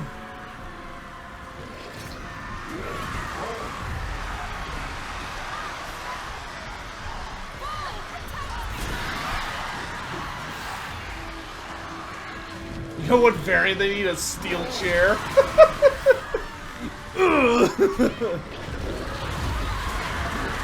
Yeah, I see it.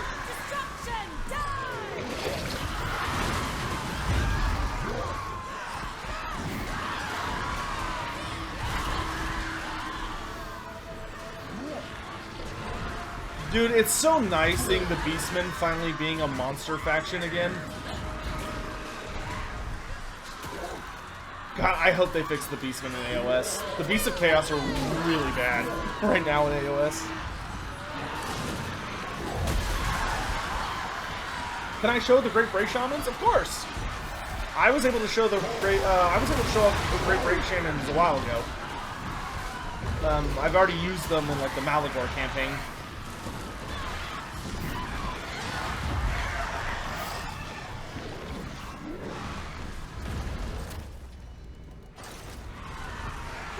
Is everybody satisfied? We're good.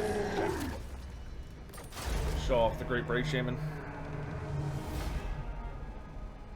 What Beastman Legendary Lord would be the least worst if they managed to conquer the world? As in, like, who would you want to have to deal with? Nakai is 1943, and there's his stats. So I have no idea if Nakai is, like, better or worse now. It probably hasn't changed if I had to guess. But this is his situation, for anyone curious. I'm gonna leave it up here for like 5 more seconds. 5, 4, 3, 2, 1. Okay. Why do I say Nakai sucks? I don't necessarily think he sucks. I think he's kind of boring. His campaign sucks, undeniably. They gotta fix his campaign. But he really struggles in multiplayer. A lot of people seem to have a really hard time using him. His stat block doesn't seem to match up very well with his intended role. And I think the issue with Nakai is Nakai really needs to be a lot tankier than he is.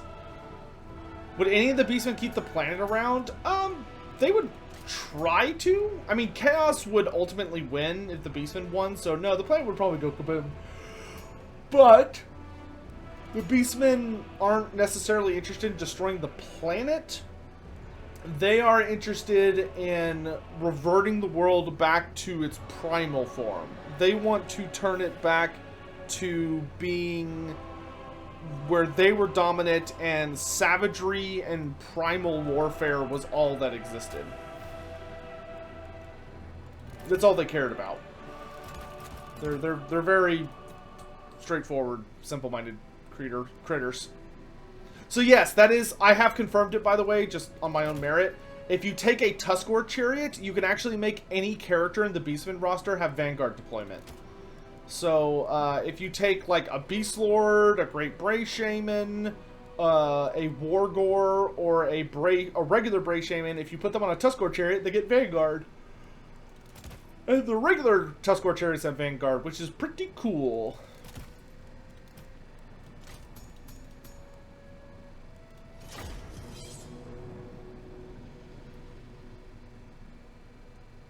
Tommy Bravo, I will check that out another day, my dude. Does this confirm only 4 race for DLC? I guess.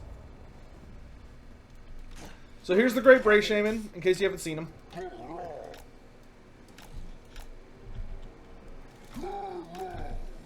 We got him here on his Razor Gore Chariot.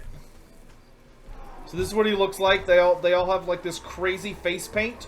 Also, they did change where all of the Bray Shamans have different color robed. So, like, these, like, tassels he's got coming off of him, and the non-black part of his robes, those will change colors to match his lore. So this guy is Lore of the Wild, so he's got, like, this dark green. If you take the Lore of Beast, it's orange, or brownish orange. If you take the, or amber. If you take the Lore of Death, it's purple. And if you take the Lore of Shadows, it's blue. The big thing about the Bray Shaman, or the Great Bray Shaman, is that they come with this.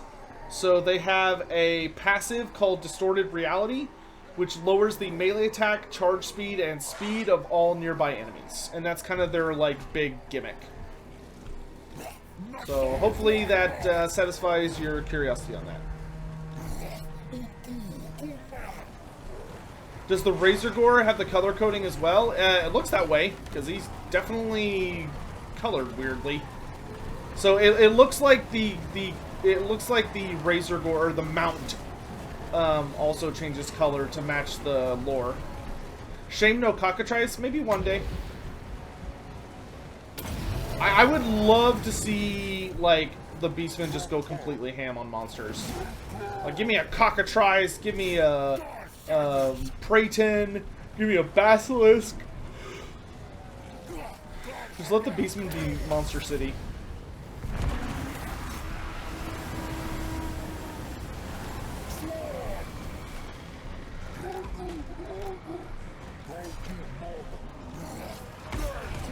What's the ultimate goal of Malagor? To bring in the ultimate victory of chaos and wipe out all other forms of religion and kill all of their gods?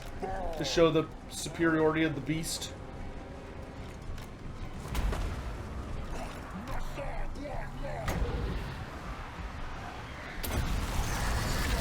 Malagor is one of the few Beastman characters who actually, like, has a plan. A lot of the Beastman characters just don't have one. They're just kind of, like, winging it. What's up with the Beastman lore of the Magic Wild, lore of the Wilds magic-wise? It did change a little bit. Devolve is now your basic spell instead of Vile Tide. And the thing with Devolve is Devolve no longer deals damage. And it's also no longer a permanent AoE. Now Devolve is a single target spell that lowers melee attack, speed, and charge speed significantly, and you can overcast it to make it an AoE.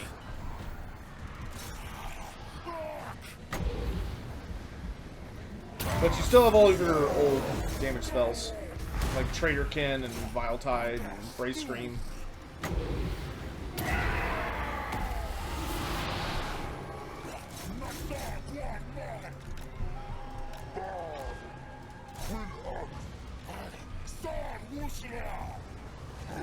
Zinc should have the best flying units available for Chaos. Zinc should certainly be up there, yeah. Oh, how does it fit in the lore?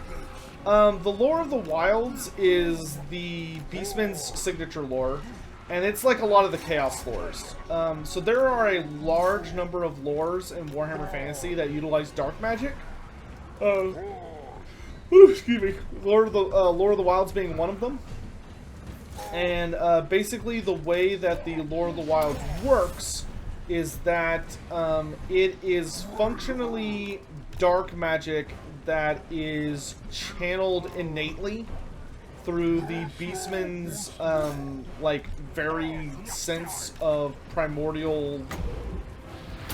Basically what the Beastmen are doing when they cast the Lore of the Wild is that they are tapping into that innate bestial power that they have deep down, that primal hatred of all forms of civilization, that deep desire to return everything back to the way it was when the world was ruled by beasts and everything was survival of the fittest and everything was predator and prey and all of existence was just an endless hunt of bloodshed and destruction and all of that jazz.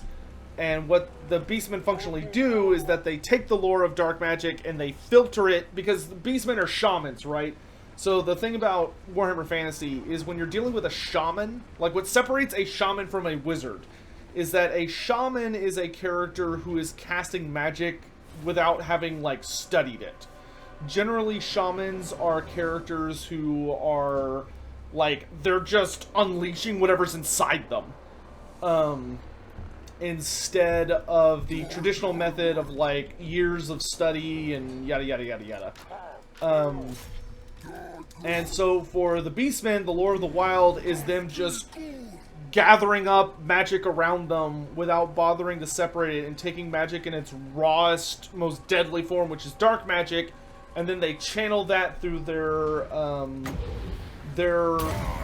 inner essence, which infuses it with all of this corrupted, primal, wild energy and power, and it unleashes this savagery out. And that is what manifests as the lore of the Wild. Cursed Sotek spawn! Cloyodon. Yes! Solomonski, the Cloyodon. It's true. It's real. Does Nurgle have any ranged units? Kugoth Plaguefather. Kugoth Plaguefather throws Nurglings that he dips in his cauldron full of diseases and he chucks them like a catapult. Was gonna wait to watch the VOD since I woke up, and when I saw the video on YouTube, I stopped by and give support. Congrats on Odd One Out. Thank you so much, my dude.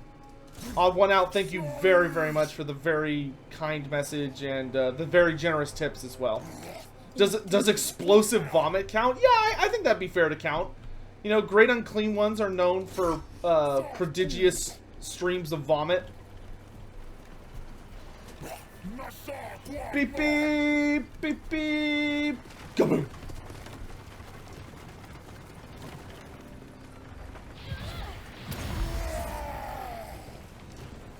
And stay down. You mulch. Iggy, thank you very much.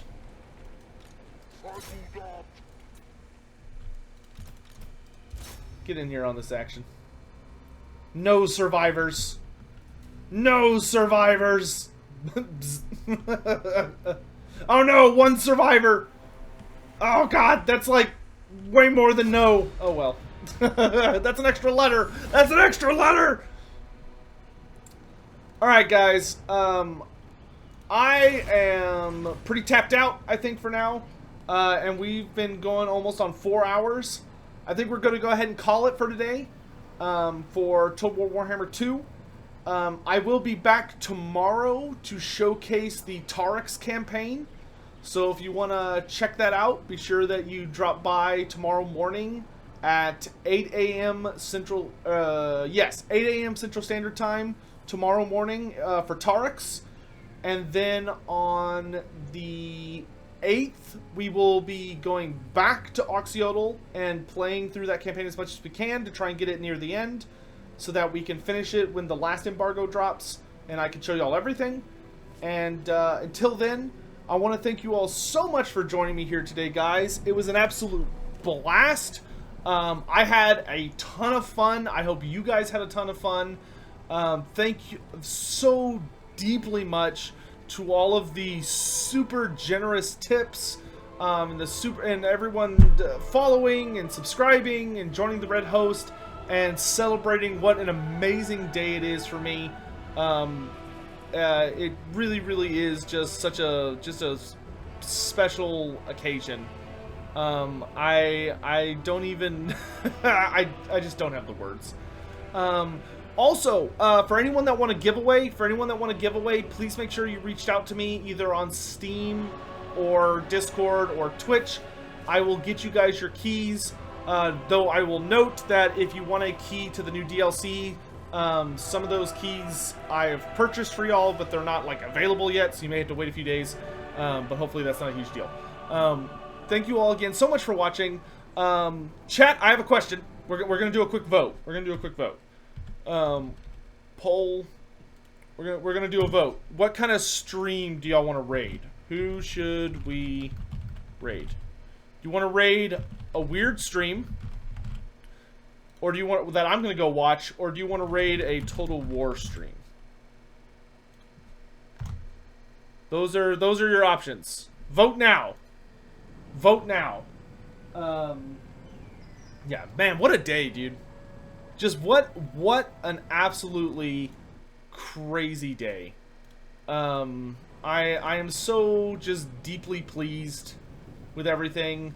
Like, don't get me wrong, there's some stuff I'm gonna critique once I'm allowed to make like a review video, which is not until later. There's definitely some stuff, some bones I have to pick with the with, like, you know, the Lizardmen missing out on just any free LC updates. But I understand it, you know. I love what they did with the dwarfs, and I think the dwarfs needed it much more badly than the Lizardmen did. I think the dwarfs were in a really bad spot. And I think they're in a fantastic spot now. Also, Oxyotl's campaign is great. It's easily the best Lizardman DLC. Easily. By a country mile. Yeah.